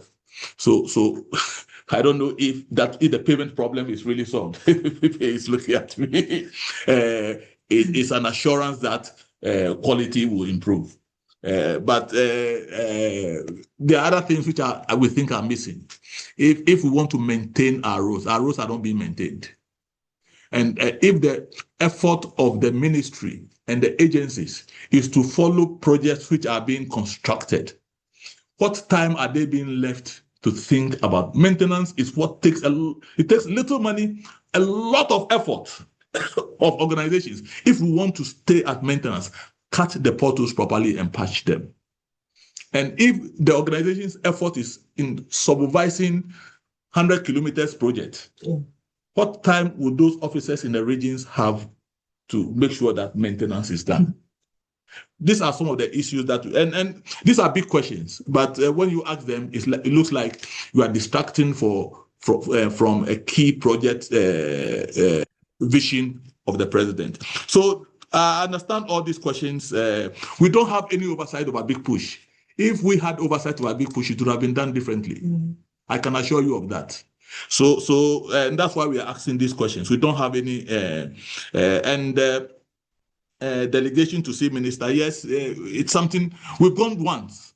3-4 of us went to see the Minister of Roads and Highways earlier on, and some of the issues that came up later on back in the press, we raised those very, very issues with him. Yet they are out there in the public domain. When we want to see him, we want to see him one-on-one and had close chat with him and warned him on some of the things we've heard and how we think it should be averted. But they were not averted. And when we say it publicly, then it's like you are letting us down. Those are my answers. Updates on road construction. I hope the ministry and its agencies will make themselves available. If we say come and give us updates on the road construction publicly, that they will want to come and do. Again, I say these things, and I think I can be reported. People can tell others that I said it. But we do.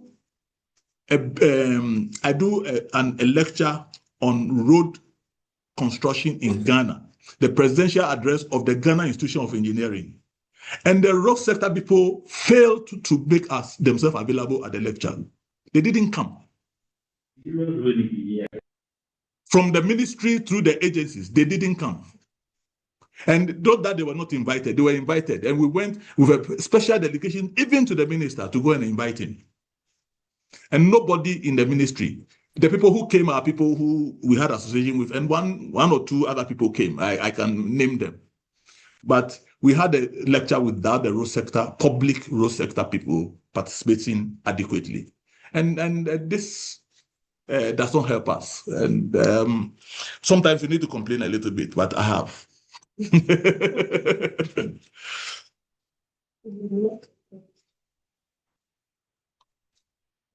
Hey, now the hands are multiplying, though, Chief. Yeah, It looks like if it's not all roads. what we want to do We is finish to answering close. roads.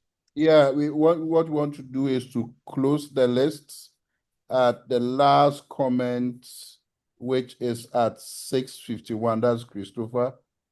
That will be the last to be read. You can risk posting something.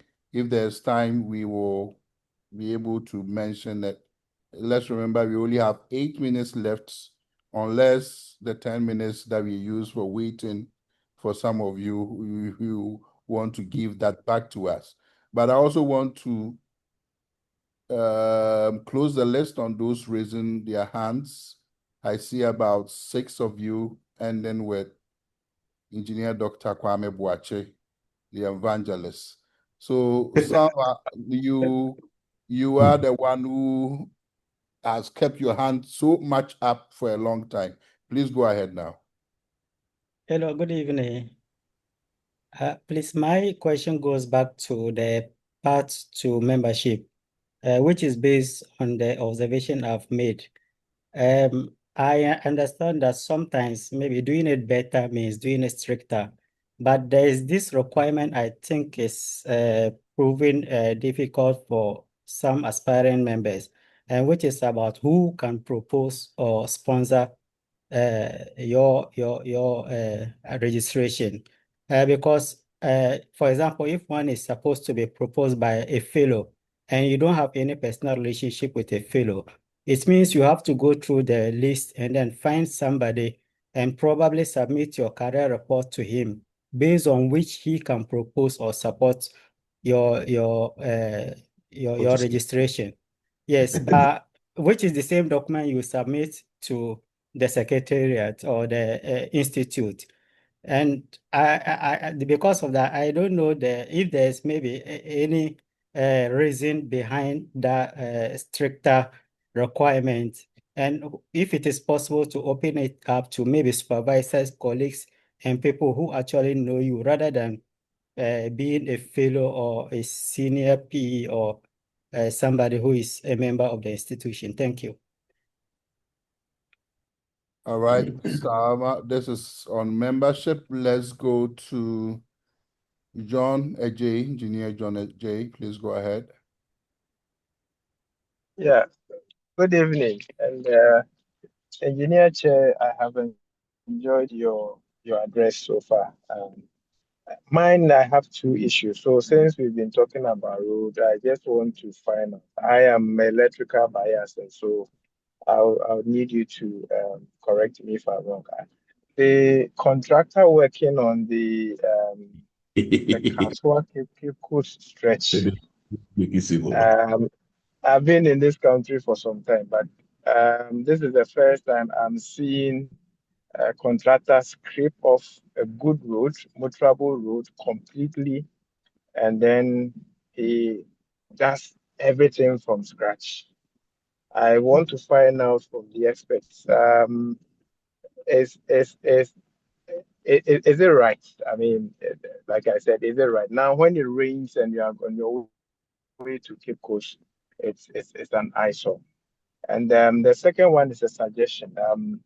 As engineers, I believe we want to be more relevant to society. And one of the things I would like to suggest is if we can organize training sessions or refresher sessions for our journalists, so that they will be able to report very well on technical issues. So, for instance, As an electrical person, I would like my reporters to be able to distinguish between a conductor and a cable. They should be able to distinguish between an oil switch and a transformer. And I believe this will help entrench our relevance to the society, media, and Ghana at large. Thank you. Thank you. We will take the third one from Engineer Albert Nikwe. Then responses, President. Okay. Thank you very much for the audience. Engineer Chairman, my questions go specifically to the telecom. We've been encountering poor quality of service from all the telcos. And I want to know the plans that the institution have to NCA to ensure that the telcos provide the subscribers with better customer experience, number one. Number two, areas where we have coverage gaps, where people doesn't have access to the network. What are the plans of NCA to ensure that these telcos deploy or both cell sites in those areas? And also data throughput and bad latency. Also during peak period where there is congestion on the network. How are they addressing this issue? Thank you very much. Thank you, Engineer President, your responses. Yes, thank you very much. I think a lot of these questions, we'll note them and probably try to get answers from the right people so that we will share the answers that we receive probably in our Q&A that we'll share after this meeting. I quite clearly, we ourselves are reflecting some of the challenges that the public is receiving in the engineering service that we are providing. So these are self-evaluating questions, and we will pose the questions to the right places. Kaswa Road issues, I've said my last on roads. We have issues there, and if Marion manages to bring the roads people to us, we can come and ask them directly. Training for journalists is a good idea, and as we get our strategies for communication in place, we'll look at all these things. We also need to train ourselves how to speak to the public.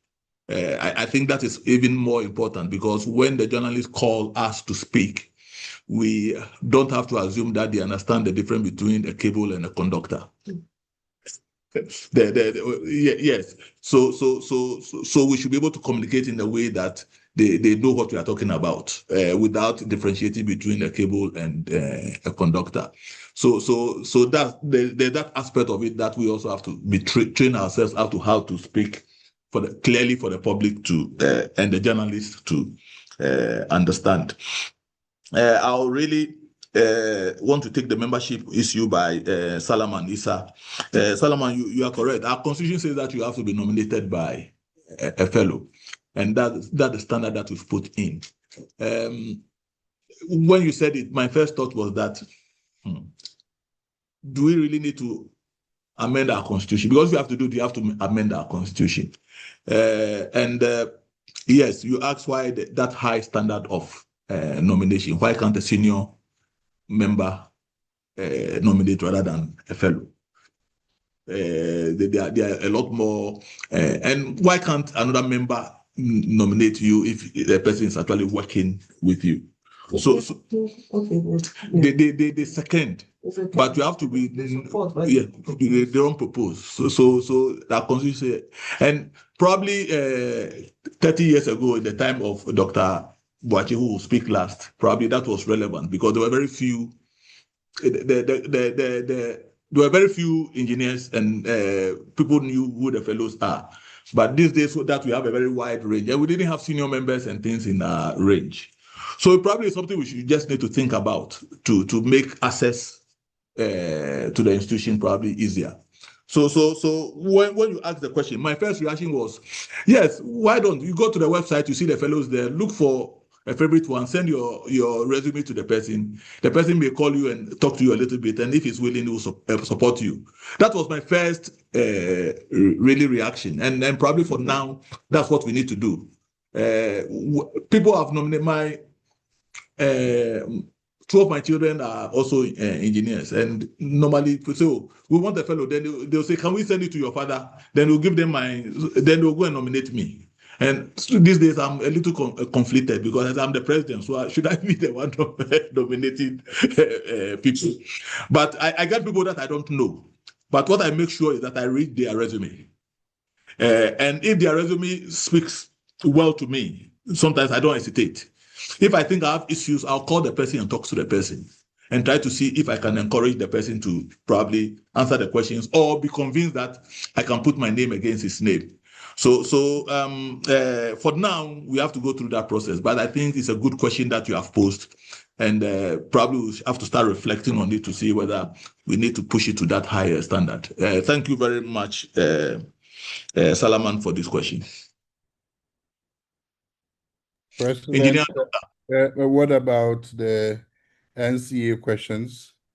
Yes, I said that unless you want to answer because you are the former NCA man. So President, they pay my subscription, but not to answer their questions. So let me take the next set of questions.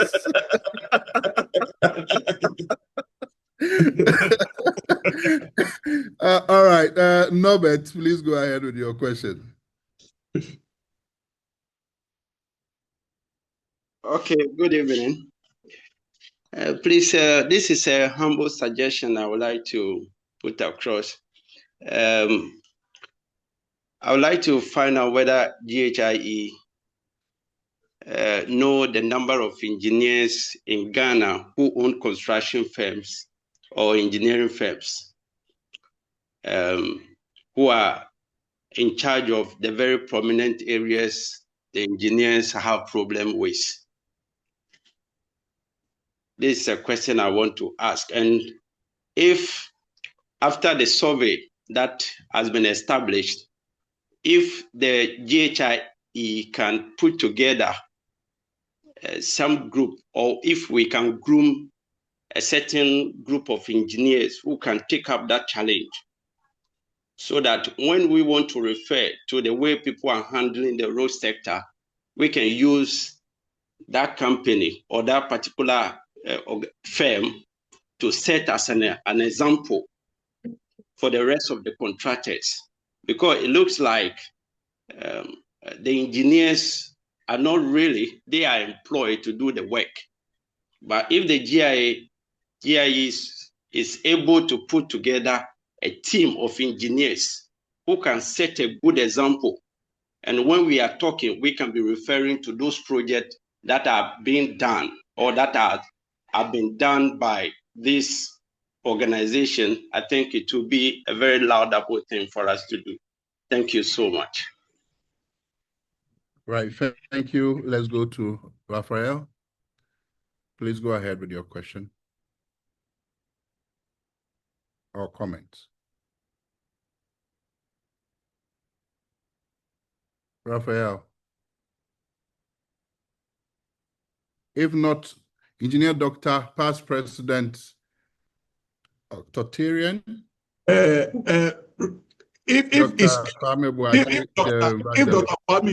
Dr. Kwame Boachi speaks, we are closing. So, yes, you allow Raphael to speak so that, because I'm sure Dr. Kwame Boachi will not ask a question. He will advise us. So let's hear from Raphael. Raphael is not opening the mic. Or do you want me to read comments? Because the comments are a lot. But because they are registered, it could be something that we can deal with. So if you want me to read comments, okay, so let me do that. Yeah. Okay. Right. One question is, how can we make salaries of engineers in Ghana as competitive as other occupations? Usually because we are on the field and our fellows in the office, procurement, accounting, tend to receive a higher salary than we do. can this perception be reviewed? And someone is demanding a response to that.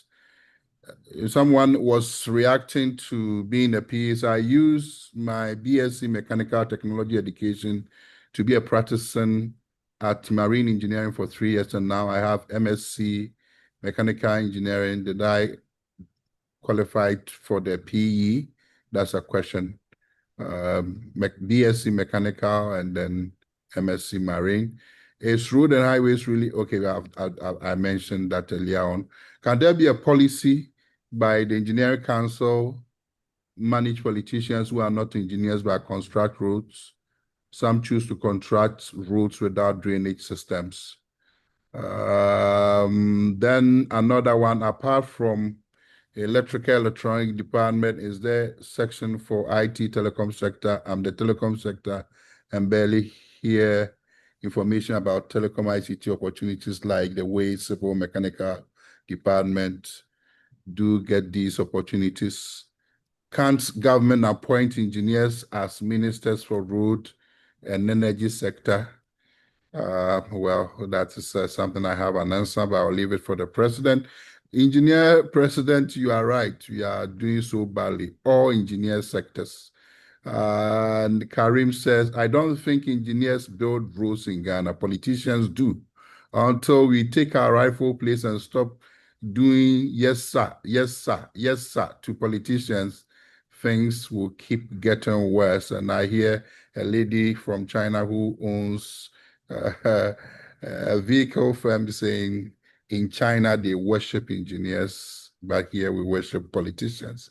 All divisions within GhIE can be found in most of the industries, say mining companies, and this is where most of the compliance are ignored. Can we, for the sake of check and balances, ensure that GhIE institute committees with such firms to ensure accountability?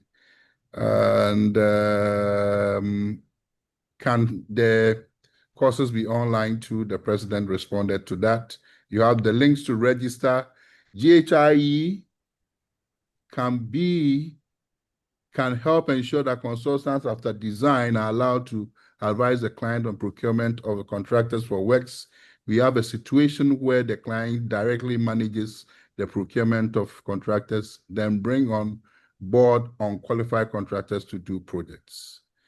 It's a good evening from the Energy Commission. The Energy Commission maintains that no person may practice engineering in the electrical sector without holding an Energy Commission license, even if the person is a fully registered member of GhIE. Could GhIE clarify this position on this matter? Specifically, what's the legal relationship between professional registration with GhIE and licensing by the Energy Commission? And can a professionally satisfied engineer who holds full GhIE membership be prevented from practicing engineering solely because they do not possess Energy Commission license? I wish to hear the response to that because it's a very interesting one. And there's one law which is consistent with this and previous laws, but it seems that it's something that is coming up. All divisions within GhIE can be found in most of the industries. Okay, so that's a repeated question. Engineer President, I've applied for membership and proceeded payment via MTN Momo Pay since February. I've sent proof of payment to the institution. I've sent email to institution multiple times for my membership ID, but still haven't heard from the institution.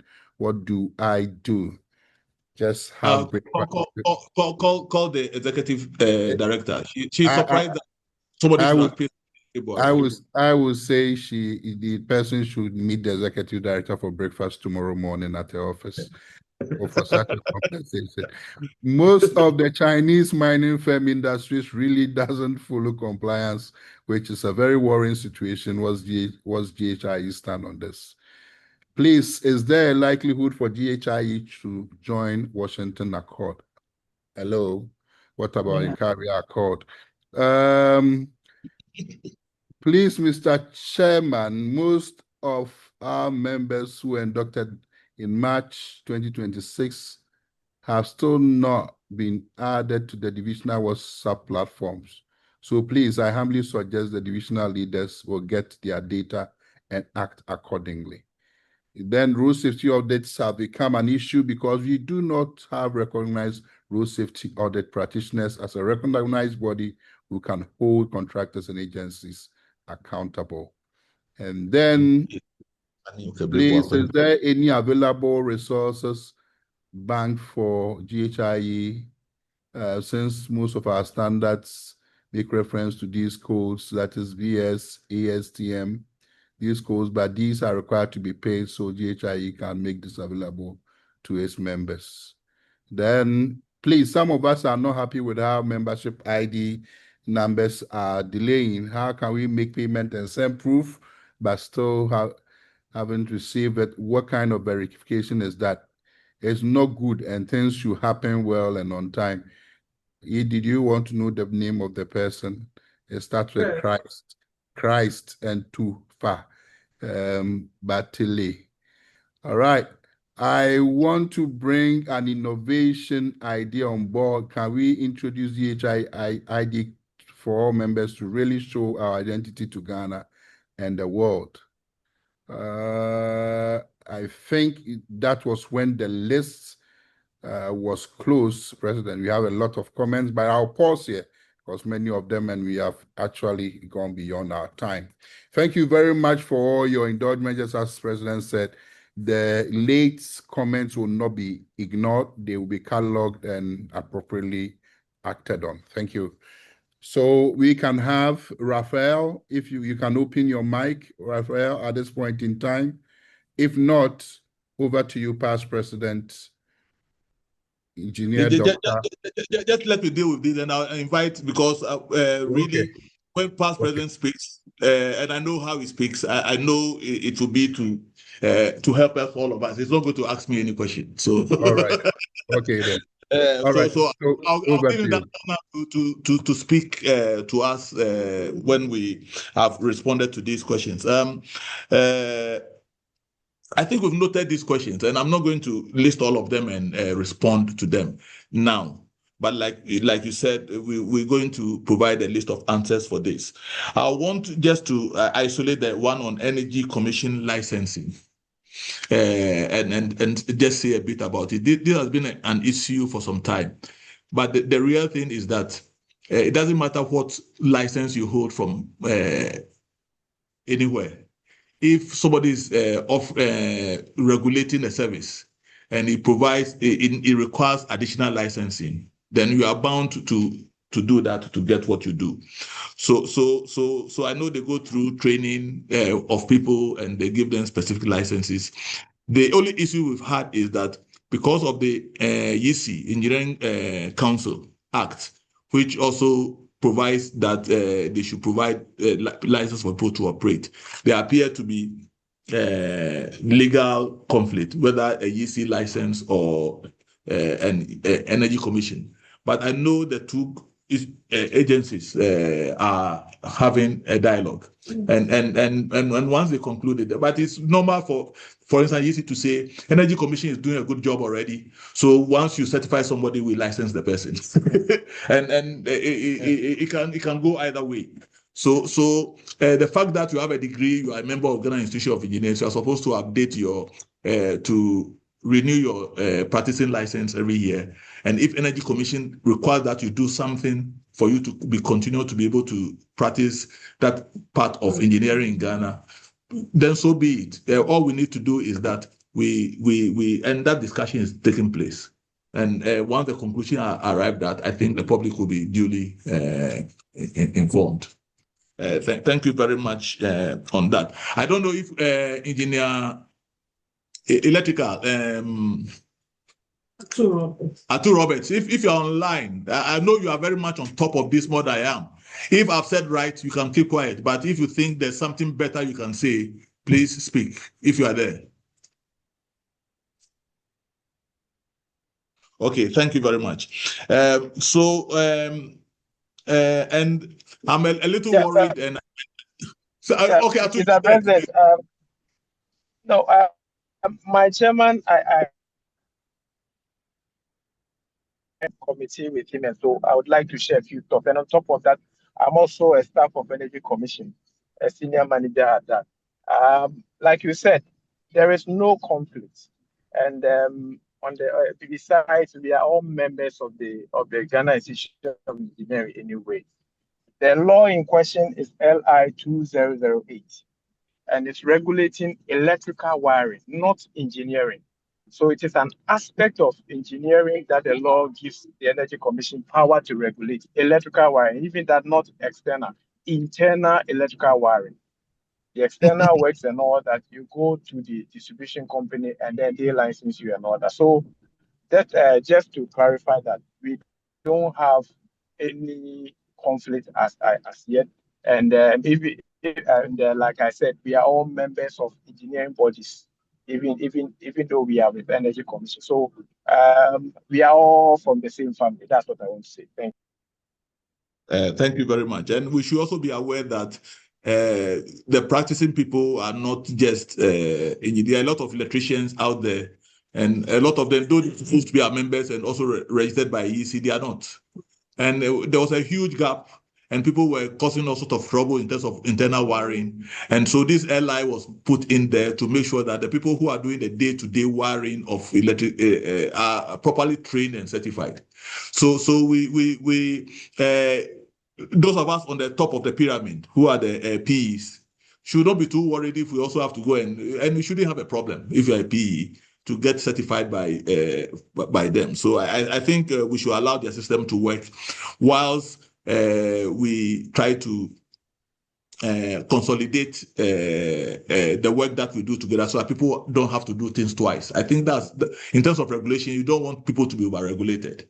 So if the regulatory agencies will talk to each other and make sure that there's no over-regulation going forward, then that will be it.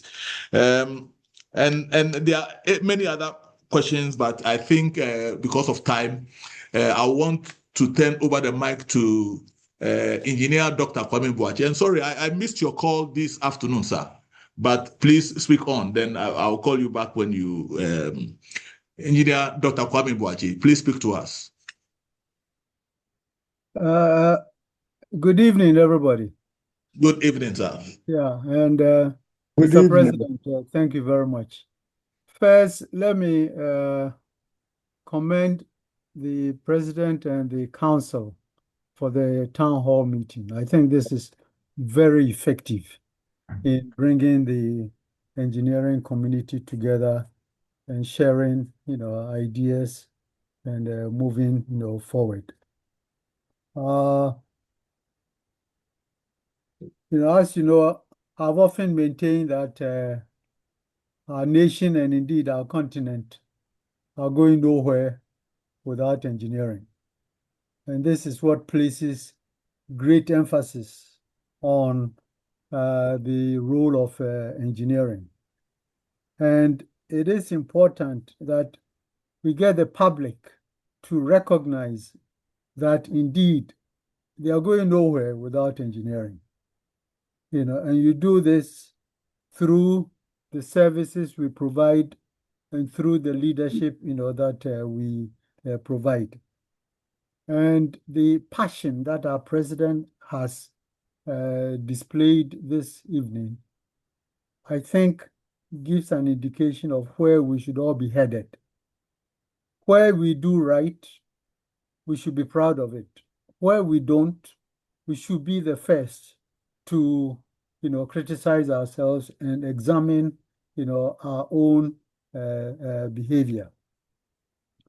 There have been a number of things that we have said in the past that we will put together groups to either make recommendations, or outline policy.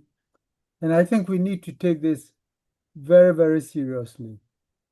I believe what has been missing in the past has been that we have treated it as sort of a volunteer activity. We get some brilliant people to volunteer, but people have a full-time job and there's only so much that they can do, on these things. So we need to fund these activities. All the issues that we want to, deliberate on, make recommendations on.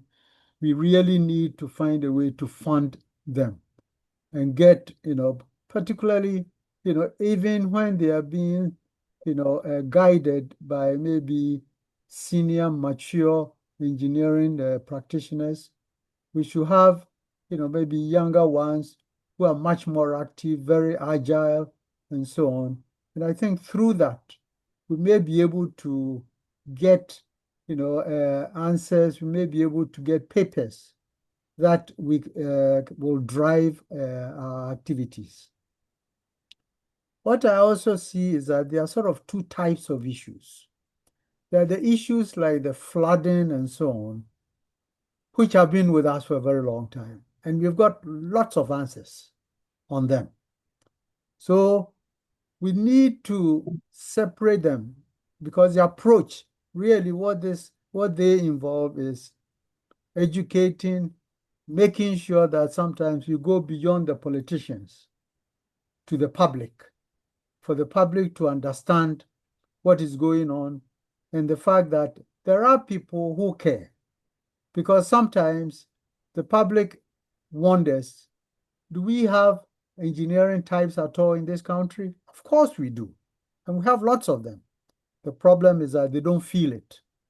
And I think many of the things that we have already done, if we can find a way to get the public to have more appreciation, and the activities of the president on GhIE and so on, but I think it has to happen much more broadly.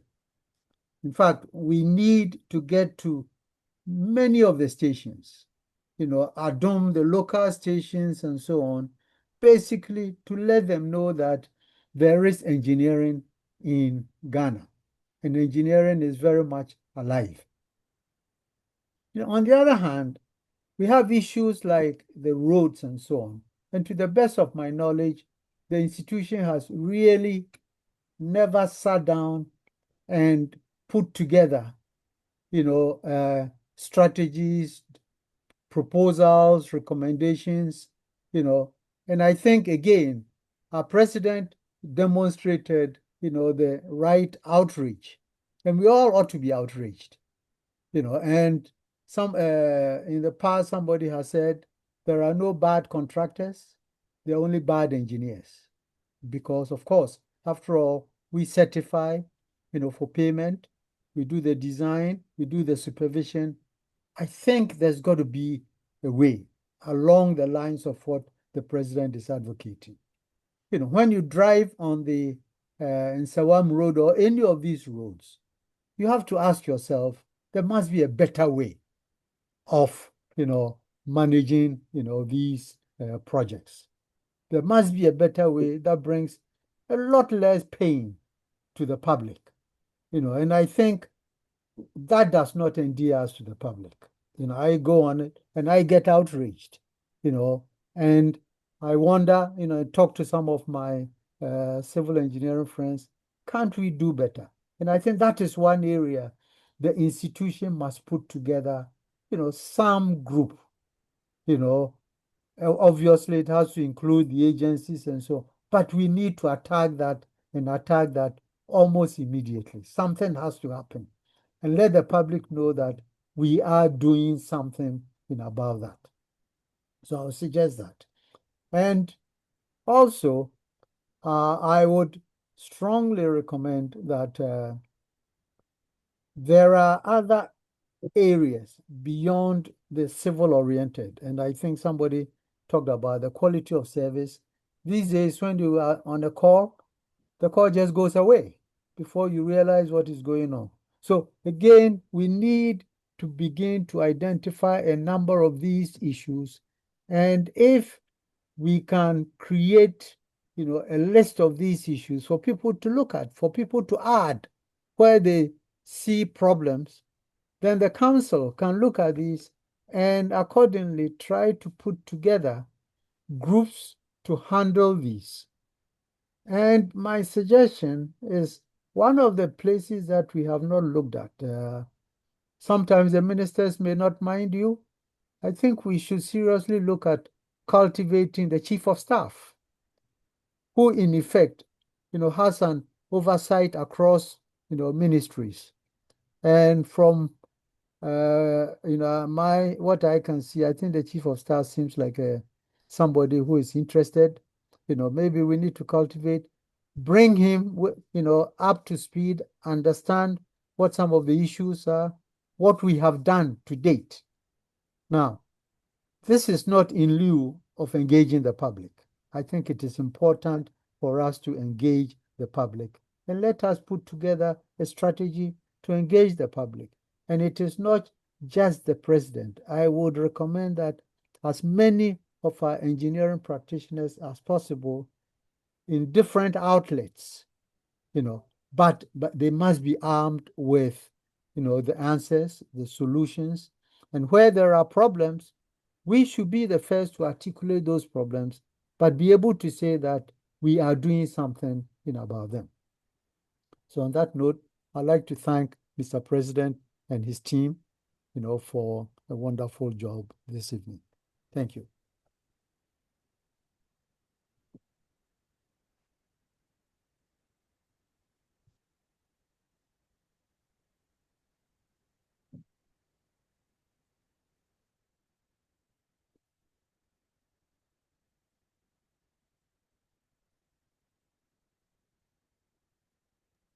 Great, great, great. Thank you very much, dearest past president,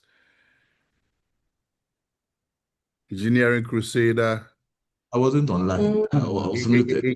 Engineer Dr. Kwame Boache, for always your inspiration. You did not add that for those who are asking the president should appoint engineers for the road and energy sector. We should ask ourselves and ask how many engineers stand for political positions, because you have to usually be an MP before you are appointed the minister. So you always encourage that engineers should participate. I assume that is going to happen anyway. that is going to happen anyway. Otherwise, shame on us. And I think part of the advocacy is that we must be everywhere, and not just in the parliament. We must be in the churches, even in we everywhere. In this society, we should bring our engineering approach and let people appreciate the value of engineering, our approach to solving problems. So, for example, even when it is a social club, the manner in which the engineering ties will help solve the problem will always add to the appreciation for the value of engineering in this country. So thank you for reminding me of that. So the younger ones, get your resumes, be looking for opportunities to engage in the society. And I expect that by the time I go to my maker, I'll be calling on many engineers in many parts of the society, in parliament, and even the Supreme Court judges. The chief judge will be an engineer. Right. Fantastic. That's right. Fantastic. Thank you for always your inspiration. Definitely, engineers, if they learn public speaking and communication, can articulate engineering better than forcing journalists to learn engineering and to speak for you. So these are some of things, and please live long, because I have to wait for at least my voluntary retirement and gain my pension before I go and play politics for S. Gracia. Over to you, Engineer President and Executive Director, for your summary of the key issues and responses. Then you can take us to the next steps and commitments. Engineer President. Yeah, thank you very much. Thank you, Kwame, for a good job done. You've made this easy for all of us, and we've gone far beyond your allotted time, and we should be coming to a close. We'll do what we did previously. We will listen to the voices. We will look at the chat boxes, and we'll collate as many of the questions as we can. and then we'll do a list of responses and post them on our website and send it to all of you. So any question that you have not answered, we'll certainly give an answer to each question. So that's a promise. We did it the last time. We'll do it again. And I'm very grateful that we joined at one. I didn't see, now it's 200, but I was seeing 200. I didn't see 300. Did we ever see 300? Okay. There was 270. 270 at the time. Okay. Yeah. So thank you very much. I think the first town hall meeting, I think, got a lot more promotion than this one got. But we still got 200. Last time, how many did we get? Do you remember? This is fine. 274 people at a time. I think we thank you all, and we will do this again. I don't need to say more. I think we need to close. Francis wanted to say something. Yeah, I mean, Francis is my senior in Sendosu Presby. And Presec. And Presec. And KNUS. And KNUS. Oh, we all say and the Ministry of Road and Highways. Francis, say your bit, then we'll close. Well, this is just a comment. I think it's clear that, I mean, the society in which we are is not only engineering that is to be used to solve all our problems. Really, when you look at the built environment, it's not only engineering.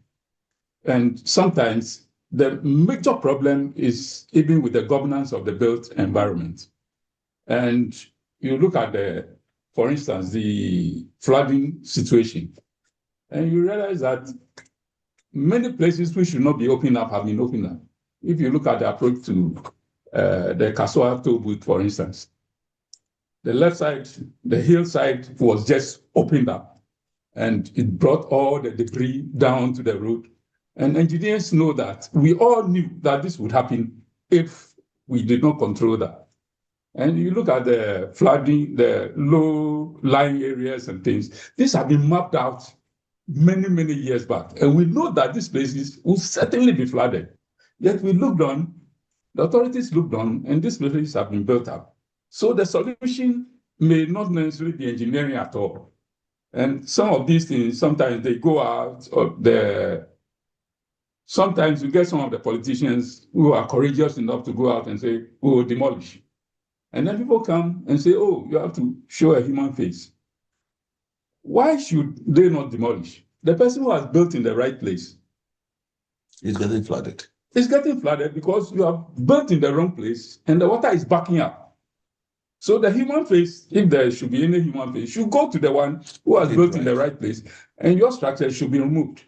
So we need to collaborate more with the authorities, especially local government, for them to be courageous enough, for them to be firm enough to go out and say, look, this place, flood prone, you cannot build here.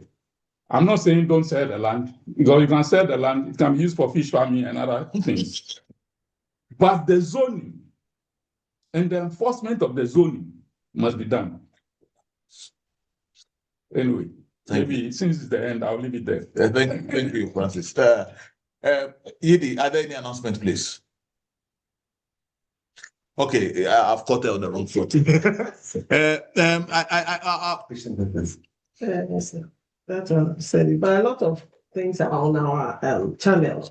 Yeah. We want to promote our channel. Those who have not joined the GhIE channel, we have a lot of announcements, a lot of training, information, the workshops ongoing by the technical divisions, by the branches. I want to ask that let's all join the GhIE channel for all the announcements. And those who have not joined the various platforms, we also have our social media channels. A lot is going on. Don't be an engineer who is just looking on, and get involved in the affairs of the institution. We also have international conferences upcoming. the Society of Engineers in Sierra Leone, the Sierra Leone Society of Engineers are having their annual conference, and that's taking place on the 16th, from the 16th to 19th of June this year. And so, if you are interested, we know it's late. It's late to tell you, but Sierra Leone is just around the corner. And you need us to give you sponsorship letters for you to be able to attend. You can reach out to the institution and we'll do so. And they are inviting all of us. We are sending out a delegation as well from the institution to represent us. We have the West Africa Federation of Engineering Organizations conference. It's a day before the Sierra Leone. It's happening in Sierra Leone. And so it was organized in a way that all those who attend the Sierra Leone conference can be part of the West Africa Federation of Engineering Organizations conference. For West Africa Federation of Engineering Organizations, GhIE is hosting the secretariat. And so we send out we manage the secretariat for that federation as well. We are doing a lot on the international front. We didn't even say that. Yeah. The Women in Engineering Committee at the world level. Yeah. It's also hosted here. So when you join GhIE, you are in the international space as well, because by GhIE being a member of these institutions, automatically you are also a member and you enjoy all the benefits as well. So I think that is yes, and the important one also coming up is the AEW. Yes, the Africa Engineering Week, which will be in Tanzania in September. Yes, and out there. They are out there. I've seen the copies in my mail and things like that. So the information is out there. So those who want to go, last year we sent 40 people, and we were the third largest. I think we came after Uganda itself and South Africa, where the president comes from. So this year too, let's organize ourselves, and then if you need the letters, come in the same way. September, we have some time, so we should be able to get that. And if you also want to deliver papers, please write your papers so that our presence is felt not just in our numbers attending, but in the number of papers that we also deliver. Last year, quite a number of people, especially from the energy sector, electricals, did quite a number of presentations. So let's see some more presentations this year also on the Africa platform. And I want to thank you all for coming. And Engineer Chair, we are ready to close if you close us. Thank you very much. First of all, to our members who've stayed on, we have about 181 of you, and that is quite impressive for your interests and you having time to engage the president in this town hall meeting. And thanks to you, our executive director, for your dynamism, for your availability, and for how our institution is moving, for which we are grateful. Members, for all your comments and concerns about membership, these are duly noted, especially your proof of receipt, your membership ID cards and all that. I suppose before the rains stop, your IDs would have been received. That is an assurance. I will actually personally follow up with the secretariat that has done its action and engineering and not words. And to our president, thank you for our availability. Our assurance is that we will do this again, and we will do this soon on a specific matter, and we will give it the right publicity to get all interest groups to engage.